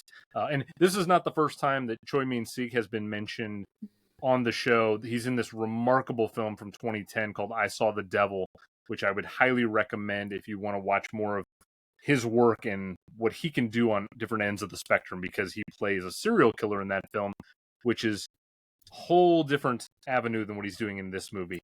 So yeah, excellent there. Also, really quickly, love, Sarah, that you included Ben Kingsley, because for whatever reason, the way the schedule worked out, I've covered 2001, 1982, and 2003 now in consecutive years, and Ben Kingsley's been in all 3 of those years for House of Sand and Fog, Gandhi, and Sexy Beast, which are 3 incredibly different films, and showed Kingsley's range in a way that I didn't really think about until I watched him in consecutive years like this. So I'm very happy that Kingsley's getting some love from you on that one. But we've just got 3 options here. 3 good options, by the way. So you can side with the Academy. They've got Sean Penn doing that capital A acting over there on Mystic River. You can side with me. I've got Bill Murray doing little lowercase a acting, I think, in Lost in Translation. And then you have Choi Min-sik in Old Boy doing an entirely different form of acting than the other 2 gentlemen that Jen and Sara both have. Love that pick. I think you two are going to find some incredible support online, because Old Boy is a huge favorite in the cinephile community. So yeah, I think Choi Min-sik is going to do very, very well. That'll be a fun one. All right, let's get over to Best Director now. So in 2003, here were the people nominated for director. Up first, we had Fernando Meirelles for City of God. Up second, we had Sofia Coppola for Lost in Translation. We had Peter Weir for Master and Commander, Far Side of the World. We had Clint Eastwood for Mystic River. And the Oscar that year went to Peter Jackson for The Lord of the Rings, The Return of the King.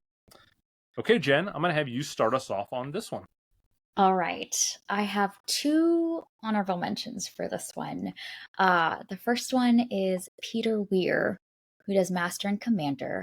This is not necessarily my favorite film. I don't think it's like a groundbreaking film, but I just have a soft spot for this movie because of the amount of research and effort they put into creating that time and place, and the dedication to real sets and building those out. I just feel like it's so easy to do the commercial trade-off of, you know, the costs and the money that it goes into it. But I feel like Master and Commander is a great example of how much that all pays off. And whether you like the story or not, or it's an interesting plot line to follow, just like being on that ship with the storm raging and feeling like almost like you're getting splashed by the rain as well, I think is such an experiential thing to experience while watching this 2-dimensional screen in front of you. And his ability to have brought that to life is quite incredible. The lighting, the visuals, all of it is like really working together in a way that I think is difficult to execute on. So just please, let's make more movies like this, because we get so much CGI now, and this was such a treat to get to experience the big screen. So just the amount of coordination and planning and effort to make this happen, I have to reward. My next pick that I really wanted to make into my list is Sherry Springer Berman and Robert Polcini for American Splendor. I think that this is a film that is probably not everybody's cup of tea. It's very quirky, it's very strange, but I found it to be really fresh and creative, and they really swung for a vision that they had with this really interesting like layering of self-reflexivity that I thought was so fascinating. The way that they've shot certain like sequences that then are built upon visually to be in like a comic book format. It's so visually creative and captures a lot of heart of that story that I thought was so fascinating. So it's a strange little film, and it's one that I really kind of loved because it's so weird and quirky, but has such clarity and vision of what it wants to be. And I was thinking about that film long after it ended, so I had to reward it for that. But my ultimate 5 picks are Fernando Morales for City of God, Peter Jackson for Return of the King. I mean, the amount of everything that needed to be put into that film is a feat. Park Chan-wook for Old Boy. The everything about the cinematography, the editing, the music in that film is really working together, and his ability to play with like tonal shifts is really fascinating. Like that movie's really hilarious while also being really upsetting all at the same time. And that was interesting. Every moment to moment, you don't know what you're going to get. And there's such vision that he had that I feel like he really brought fully to life. Tarantino, obviously, for Kill Bill Volume 1. I mean, I think that movie has like expanded the way and the fabric and the toolkits of how we think about what a movie is.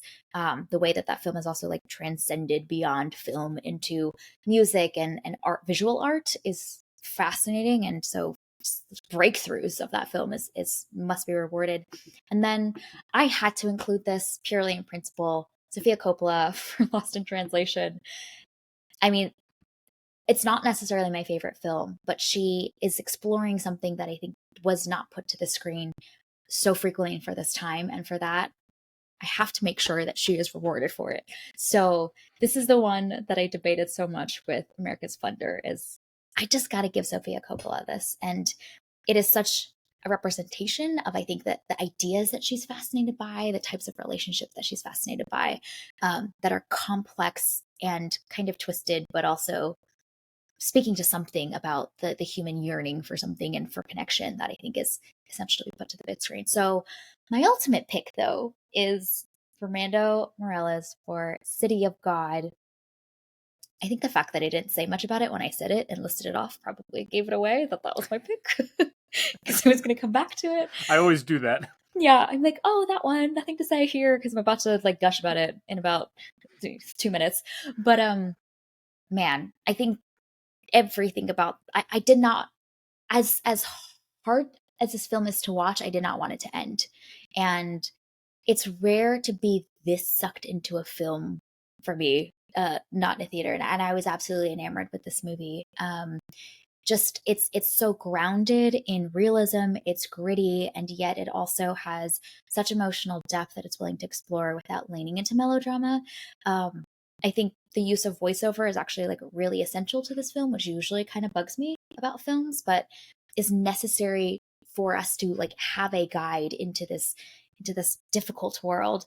And everything about the surrounding story of how this film got made is, I think, so fascinating. His casting of so many young children that are from those neighborhoods into this film because he wanted to bring this to life in this way, and then allowing them to have opportunities outside of this, the execution of this, from a safety perspective, and how much effort he had to go through to get this film even made safely is a whole nother thing. So I just think that this director and this creator is looking to create a film, but is looking to do more than that. And that gets me every time. So this is a film, but it's also advocacy. It's also transformation. It's life change. And I think that sometimes that happens and the film is not that great, but this film is also so incredible. So I just have to celebrate City of God. This is City of God's one of those movies. The first time I saw it was, I don't know, 6 or 7 years ago. And by that point, it had already been really lauded by the community. And if you go into like the IMDb top 250, it's pretty heavily represented way up on the list. And I went into it thinking there's no way it's going to be as good as everyone says. And it's one of the rare films that's better than everyone tells you it's going to be.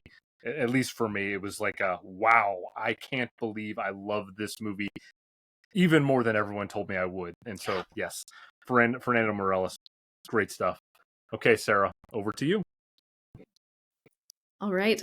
So in my honorable mentions, I want to shout out Christopher Guest for A Mighty Wind. It is such a quirky film, and I loved it. I don't know, maybe it was because I watched it in the middle of the slog that is 2003 movies, but man, I loved the use of the mockumentary format, and I think it worked really well.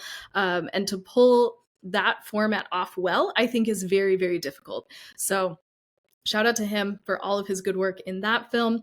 And then the other one that I want to shout out is for a movie that I actually did not like, but I appreciate the attempt and the creativity, and that is Alejandro Inarritu for 21 Grams. I did not like that movie. I had a terrible time watching it. It was very awful, but I appreciate the boldness and just the filmmaking choices that he makes in this.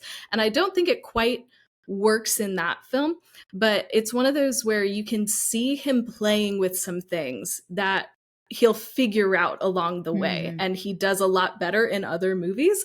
And so I loved the creativity, I loved the boldness, the willingness to take risks. So I just wanted to shout him out, even though I don't think 21 Grams is that good of a film.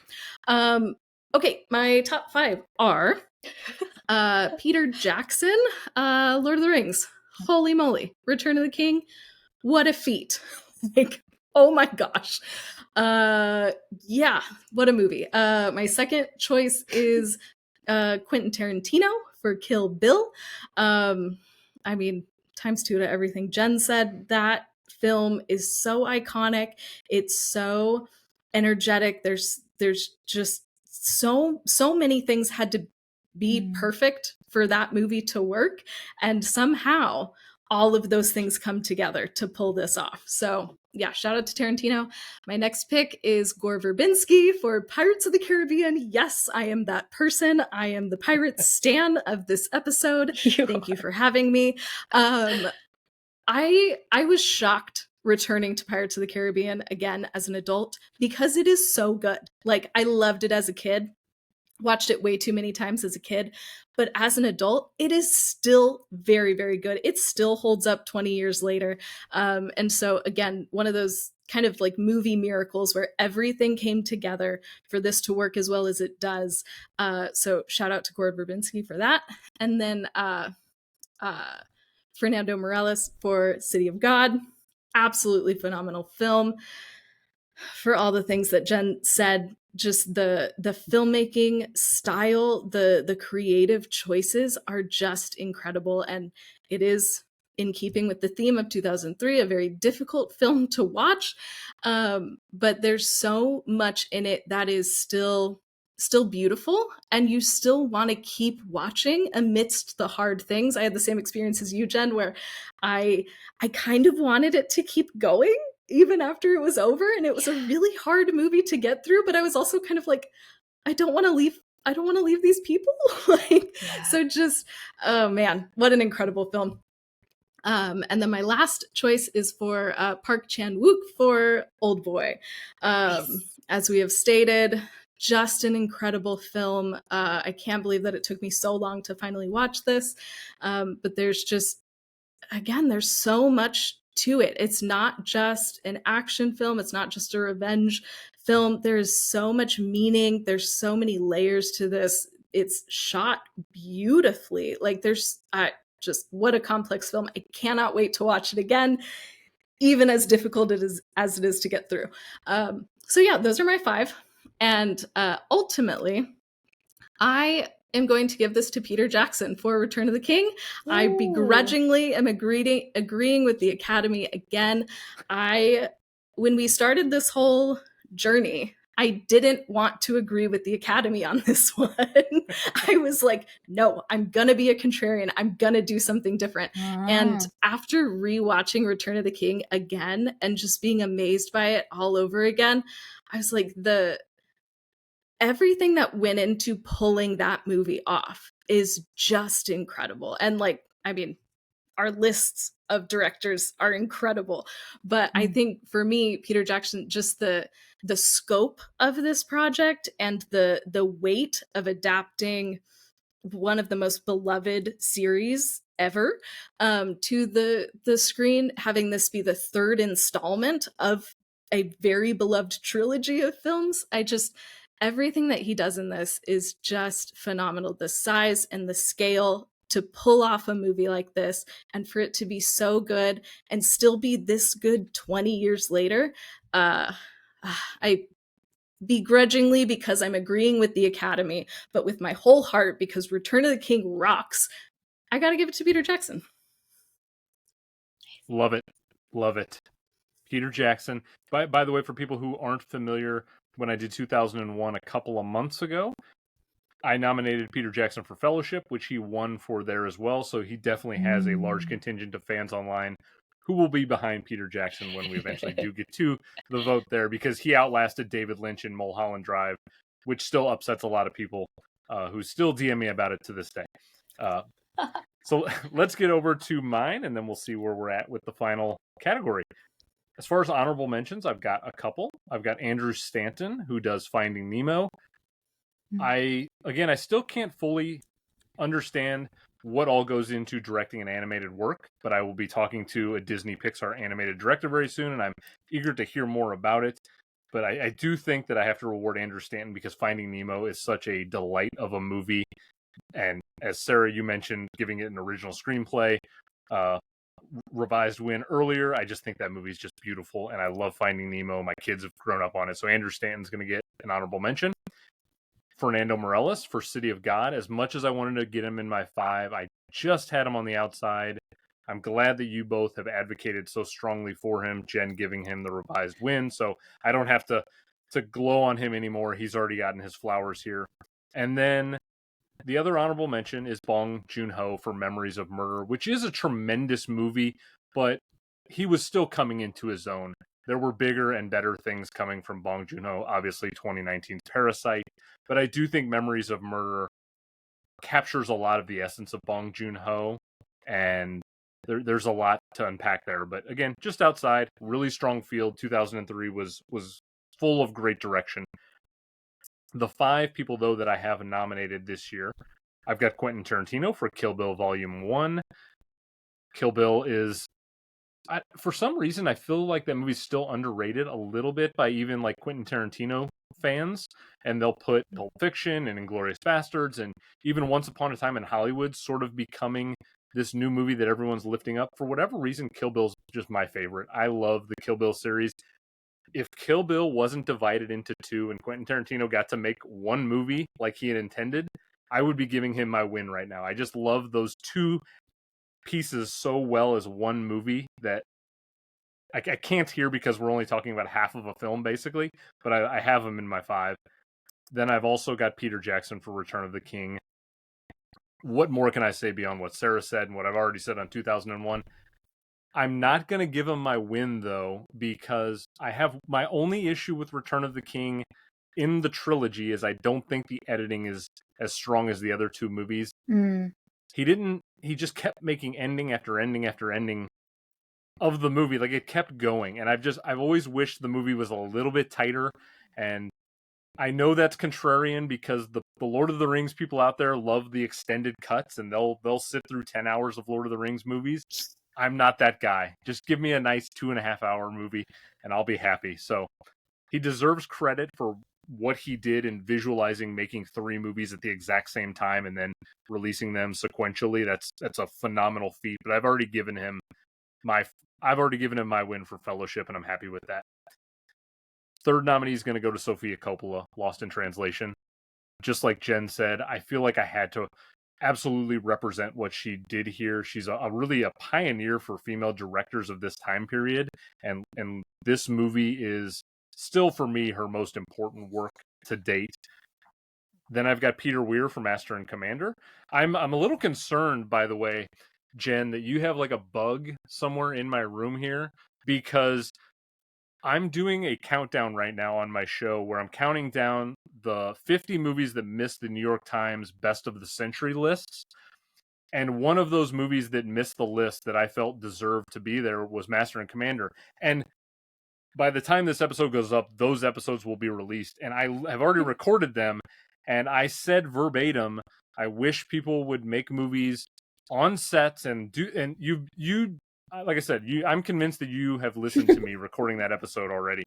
But I'm in agreement with you. What he does with Master and Commander on that scale, the scope, the size, capturing the time period, it's phenomenal. Yeah, And we mind melded. It's great. Yes, we 100% did. I'm concerned about what you're hearing in this room. And then fifth and finally, I've got Park Chan-wook for Old Boy. Nice. This was not a tough decision. This was always going to go for me to Park Chan-wook for Old Boy. I think for lot of, yes, I love it. I feel like for a lot of American audiences, they feel like South Korean filmmaking started in 2019 when Parasite won Best Picture, and that was sort of the first time they'd ever discovered this world. And there are a lot of tremendous directors: Kim Ji-woon, Park Chan-wook, Bong Joon-ho, just to name a couple of them.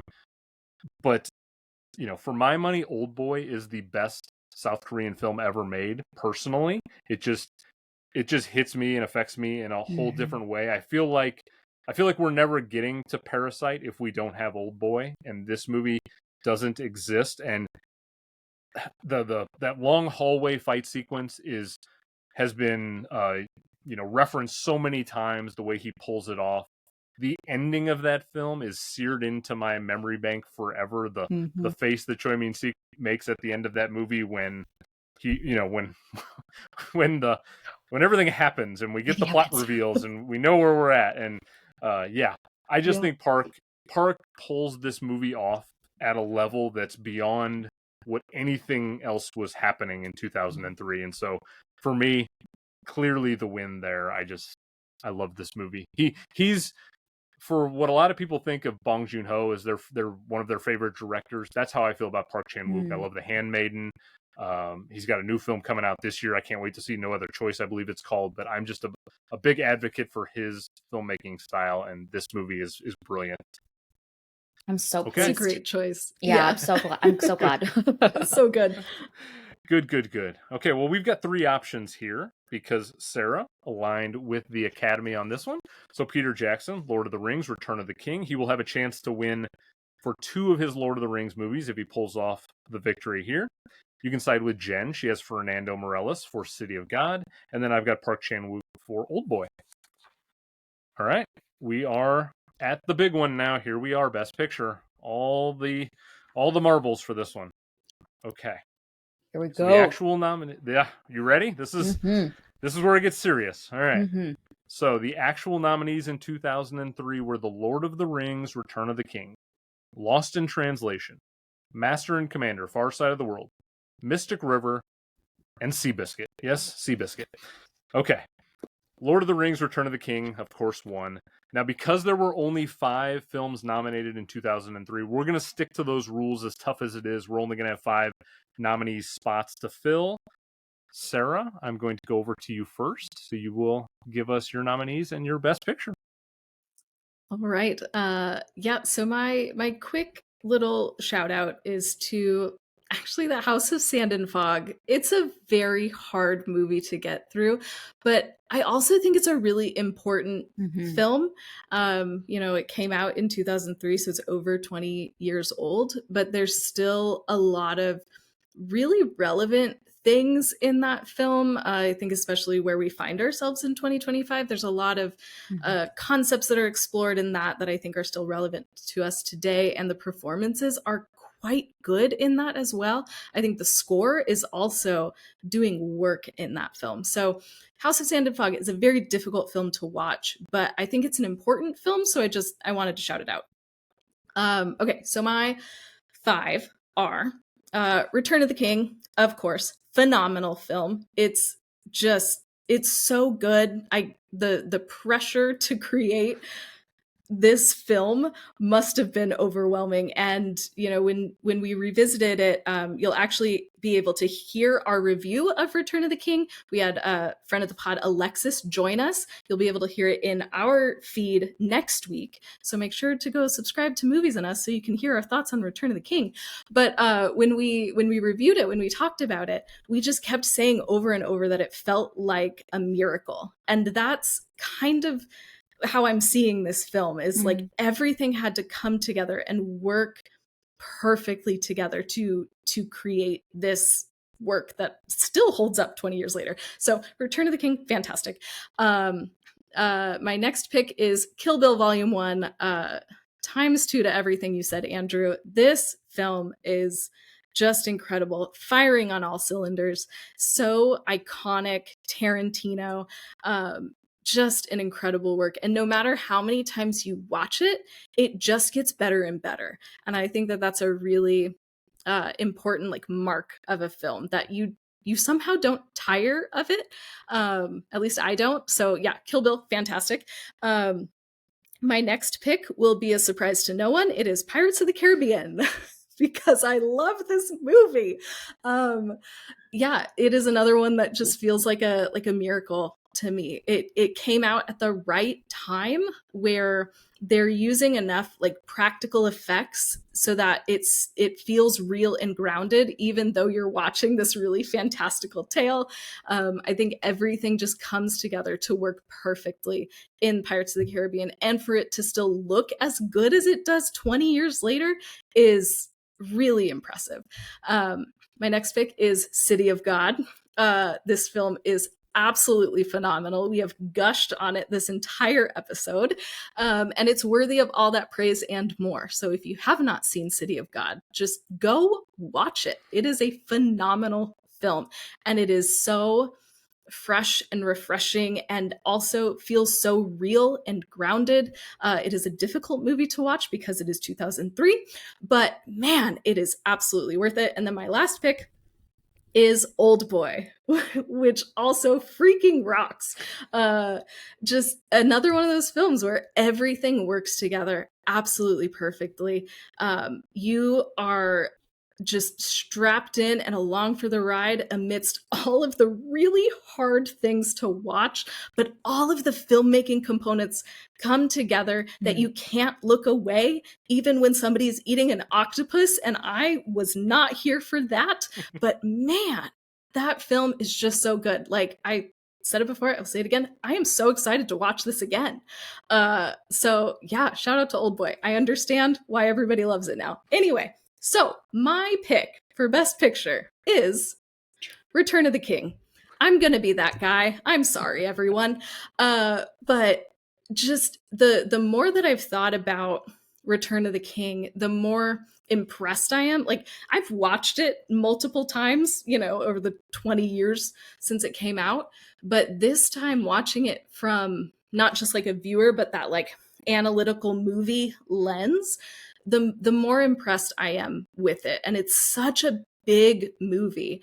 And everything works together. All of these different components, you're following so many different characters through so many different things, and everybody has their own little journey, and the world is so big, but you're never confused. You always know where you're at. You always know what you're following. You always know what the mission is. It looks great. The pacing is perfect. The performances are great. The score is phenomenal. Like just everything about this film comes together as a culmination of what is already an incredible trilogy. So once again, I have to agree with the Academy, and I am upset about it, but I think they did the right thing. So I am also going to choose Return of the King. As much as you didn't want to agree with the Academy, you ended up like 50% didn't. of the time. Yeah. I'm really upset about it. I was like, why did we pick a year that the Academy kind of did good? Like, I'm not mad at what the Academy did, and that upsets me now. We should have picked a year where they really sucked, but here we are. All right, We're Return used of the to King is on the ranting. board. Yeah. I know, right? All right, Jen, I'm going to let you close us out, and I'll jump in here in the middle, so you will have the pressure at the very, very end. Okay. I'm ready. All right, so here's my honorable mentions. And what I always do with my honorable mentions is I treat it as if I had a field of 10, because just it drives me nuts that there was such a long period where there were only 5 nominees, because there are always at least 10 worthy movies in a year at minimum. So I want to acknowledge there are 5 movies that I wish I could squeeze in there. Finding Nemo, Dogville, Master and Commander Far Side of the World, Mystic River, Memories of Murder. Those 5 movies, if you haven't seen any of them, check them out, please. I highly recommend them. as far as the 5 movies that I have in my Best Picture lineup, I've got City of God, I've got Kill Bill Volume 1, I've got The Lord of the Rings Return of the King, I've got Lost in Translation, and I've got Old Boy. And I have been dreading this moment for a long, long time. I was thinking about it actually earlier this morning. This may be the most challenging Best Picture revision I've done in 23 episodes. Seriously, there are 2 movies, and I want them both to be there, and I have to make a decision, and I ended up hedging my bets, and I gave the win to one in director, that being Park Chan-wook and Old Boy, and I'm going to give the other win here, and I kept hopefully really close to the vest when I was on your show earlier this year, but I think Lost in Translation, to me, is a perfect movie, and I want to give Sofia Coppola the win here because I think she crafted something that still means a lot to me 22 years later. When the movie came out in 2003, I was 17, and so I was basically the age, more or less, of Scarlett Johansson's character, and so my worldview was much more aligned with where she was in her life. And watching it again now in 2025, I'm painfully closer to Bill Murray's age in that film at almost 40. And so I feel like my worldview is now a little bit more mature and wiser, and maybe a little more cynical. And I don't know, I feel like I'm in that range more. And so this movie's just lived with me really strongly for 22 years. I vividly remember this Oscars year. I remember supporting Lost in Translation really strongly at the time. I was very much an advocate for it in 2003. Even as a 17-year-old boy, like, you wouldn't think this was my type of movie, but it was. And so now I have to prop it up right now. I think it's a masterpiece. It means a lot to me. And so Lost in Translation is going to get my win. I know that's going to upset the Old Boy army out there potentially, but Park Chan-wook, give him your votes and support me with Lost in Translation here. All right, Jen, over to you to finish us off. All right. Okay. So I have 2 honorable mentions. One I've already gushed about already in director. It's Master and Commander. I at the time I remember thinking, oh, this is a great movie. The more I've thought about it, the more I think that movie is quite impressive. I wish it had a better script. I really wish it did, because I think it could have been absolutely like a standout. But everything it's already doing, I think, is worthy to be recognized. And then this is not going to be a popular pick from anybody, but I really have a soft spot for American Splendor, so I wanted to give it a shout out again. I love when you have creators that have these ideas that they just want to create, and they know it's not commercial, they know it's not going to be lauded, but there's such a message and a point to that film, and I wanted to shout it out again.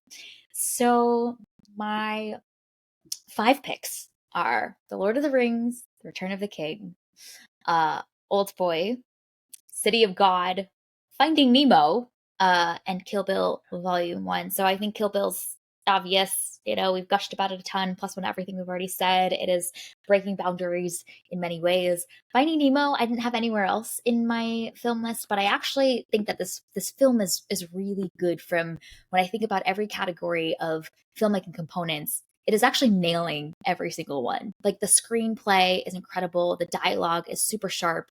The cinematography and the visuals are incredibly expressive and visually interesting and adds to the emotions of every moment. It's just quite an incredible film. I think this is a pick that the Academy would never do for their Best Picture at the time, to do an animated film, and they still kind of won't. But I really feel like this is a film that is solid in every category. So I want to shout out Finding Nemo. City of God, I think, is I think I've gushed about that film enough on this episode, so I will just run it back to 5-10 minutes ago. And then Old Boy is obviously just it has so much to say, and every aspect of the filmmaking is working together. That is, you have your life pre Old Boy and post Old Boy, and you are forever changed after that. And then Lord of the Rings Return of the King is just a joy. It's rare to see a film that is commercially palatable and exciting to the masses that is also so revered by the Academy. So I love that they picked this year. It's a huge daunting task to adapt something that is so big and far reaching. And I think plus one to what Sarah said about the pacing in the most recent watch, I think the pacing is genius, knowing exactly what questions or emotional beats we need at every moment in that film. My ultimate pick, I really debated between two movies for this because they're very different movies. And I'm like, do I want to choose joy or do I want to choose agony and chaos? And I ultimately went with Old Boy because I think it's a film. I don't have this feeling often with movies that I watch, but I felt this after watching Old Boy, that I am not the same person I was after watching this movie. And there's a couple of movies in my life that have been like that, and this Old Boy has just a deep well of emotion that it's looking to express that I think is hard to bring to the screen, hard to explore, and yet it has like unearthed every bit of what that emotion is like and put it all on display to explore. And visually, it's so interesting, expanded my mind truly in every possible direction. So I'm going with Old Boy, but I really wanted to pick Return of the King. I'm so glad Sarah picked it. I'm so glad the Academy picked it. But when I think about cinema and this medium, I think Old Boy does so much for this art form. So my pick is Old Boy. Thank you for taking me off the hook. I was afraid that I was like, oh my gosh, I don't think Old Boy, because I thought for sure you were going to go City of God because you've been strongly behind City of God, and I was like, Old Boy's not going to be at the dance, but here it is. Yes. All right. What a lineup you're going to have to vote for here. Good luck with this one. So, Lord of the Rings, Return of the King, Sarah and the Academy together on this one. I've got Lost in Translation, and Jen has Old Boy. Those are three like legit all-timer movies right there. Whatever wins, don't care. Deserves its place. Yes. Yep. Agreed. Okay. We did it. We made it to the end. We have survived that gauntlet. I was sweating bullets for that Best Picture decision all the way up until like we got down here and started getting ready to record, because that was a tough one. Yeah. So many strong contenders this year. Yeah. Oh my gosh. Yes. All right, before we do wrap things up, though, I just want to remind everybody that I will be answering all of your 2003 listener questions. We got a ton of them submitted, so I'll have a mailbag going up a week after this episode goes up. You may just hear Jen and Sarah. They both have busy lives, so there's no expectation or obligation for them to be there. But if they do find the time, you might just hear them also answering some of your wonderful questions. Again, I always appreciate people taking the time. That was just something I did on the side, and now I get more than I ever anticipated. All right, that's going to do it for this recording, but this is now just really only the beginning. Our picks are made. It's up to you to decide what goes into the Almanac. I'll be putting up social media polls across 5 platforms in the coming days. It's up to you to vote for the things you want.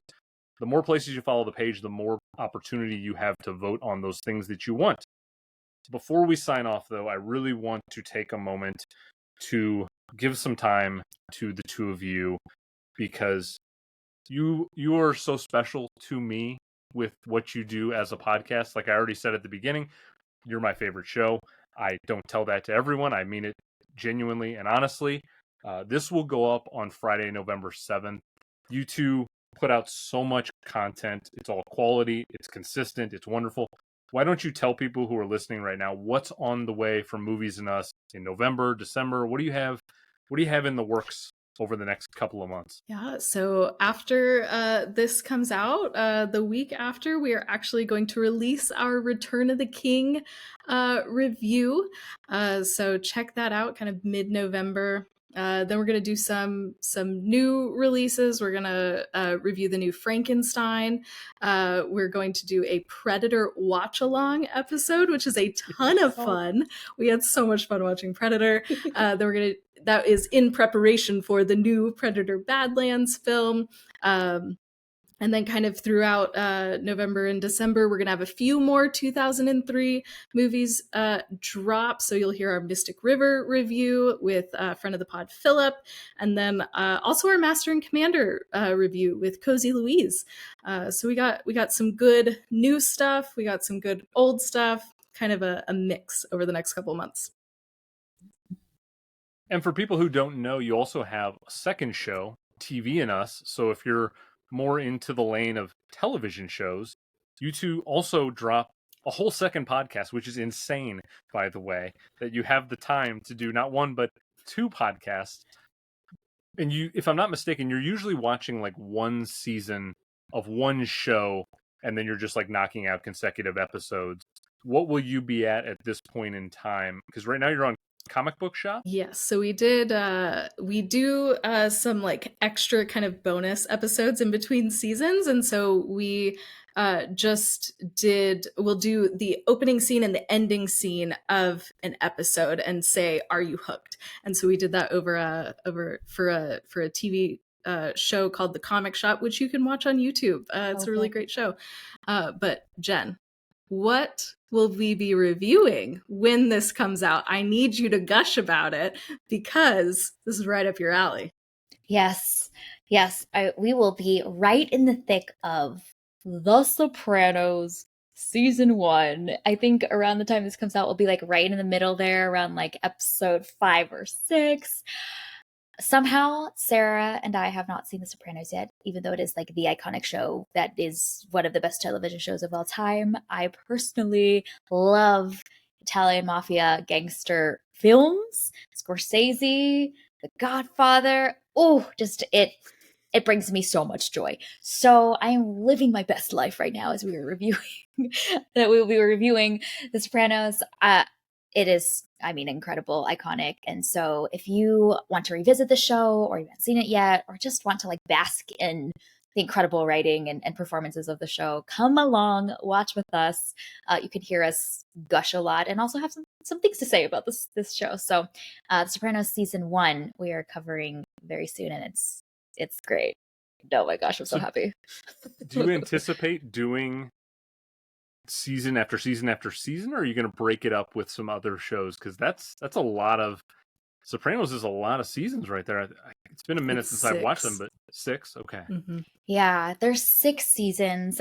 We right now are definitely covering season 1, and we are honestly discussing. We're like, this is so good. What do we do? I mean, there's new things coming out, but also there's a whole journey to go on with this entire family as they navigate life in the world and power and, all of the relational dynamics. So we're highly tempted, but stay tuned to figure out if we end up doing more. Yeah, but we are getting sucked in, I'll just say. Yeah, good luck getting out of that hole. Yeah. And for people who don't know, it's still a couple months fresh at this point in time when this is up, but you two have just launched an entirely exciting new thing over at the Us and Us area. You have a Patreon-like subscription part of your component to your show as well. Why don't you tell people about what that is? Because I was very excited to hear about that and all of the new things you're adding to the show there. Yeah, so that is the And Us living room. And so the idea is just come on into our living room, get cozy, get comfy, and let's talk about movies and TV together. So that is our like premium subscription offering. You get episodes a day early. You get ad-free episodes in your favorite podcast app, which is my favorite part of it. You don't have to download a new app. You can just do it right from your favorite one. We also have some like fun bonus content that we're releasing. So that's just been a really fun way to engage more deeply into these things. So yeah, come join us in the And Us living room. You two are always upping the game every time you. I feel there's no competitive rivalry between us, but I say this in a positive way. You two push me to try to be better myself at what I do, because every time I see what you two are doing, you're elevating your own channel in such a way that I'm like, I'm in awe of what the two of you do on a day-to-day basis. So you're very inspiring to me. So I just want you both to know that right here, right now. The feeling is so mutual, and we're on to you, Andrew. We know you figured Mhm. out Narnia. You got to tell Yes. us where it Yes. is, what closet One it's day, in. one day I'll give you the blueprint to the flux capacitor, and you can time travel like I do with Marty McFly. Yes, this All is right. so Well, great. before I wrap up, I will let everybody know there's an upcoming 12th episode. It's the season finale, which will be in December, a month from here. I'm going to be joined by 2 first-time guests, Frank Mendoza, who's the host of Reels of Cinema, as well as Ralph Esparza. He's a producer in Hollywood. And we're going to be covering a film decade for the 3rd time this season, the 1970s. I love going back to the 1970s. And we're going to be talking about 1973, which features American Graffiti, Cries and Whispers, The Exorcist, and plenty, plenty more. But it's the year where George Roy Hill's The Sting won Best Picture at that year's Oscars. So we'll see where the 3 of us go with some of those movies. You can, of course, find me Instagram, Blue Sky, Twitter, Letterboxd, Threads, TikTok, Rev Almanac's the handle. I'm literally everywhere. There's a social media platform. There will be timestamps in this, so you can go back to any category if you want to listen to a certain segment as you prepare to cast your votes. Again, I will also have links to everything Jen and Sara are doing in the description. Please go support the 2 of them with all of the stuff they do. And by the time this goes up, there will be a big announcement. And so I hope you go check that out. But the 3 of us will probably be doing more frequent collaborating, hopefully. I'm very excited for what the future holds for all 3 of us in our collective shows. And I just want to say, it's been a pleasure to have you here tonight. It's been a pleasure to be a part of your show so many times. You've given me the opportunity to.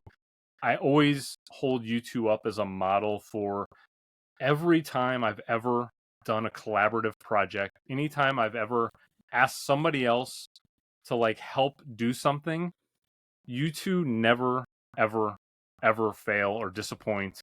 It's been truly a thing to behold, and you're the example that I always sort of set for everyone else. I'm like, be like Jen and Sara. They're the bar, and I'm just trying to reach the bar. So again, just it's been a pleasure to get to know you 2 so much already over the last year and a half or so. And we got lots of good things cooking. We're big fans of you, Andrew. I think that you are such a pillar in the film podcast community. You've connected us with so many incredible guests and new podcast friends, honestly, that we've gotten to get to know and collab with and share life with, share like movie opinions with. So just all around, you always bring such grace and humility to everything that you do. So we are so grateful, and this was so fun, and we got lots of good things cooking. So it'll be great. Yes, we do. This Yes, is, we do. as they say, this is the start of a beautiful friendship. Yes. And with Nice. that's it. We're all done. All right. I'll see you next time.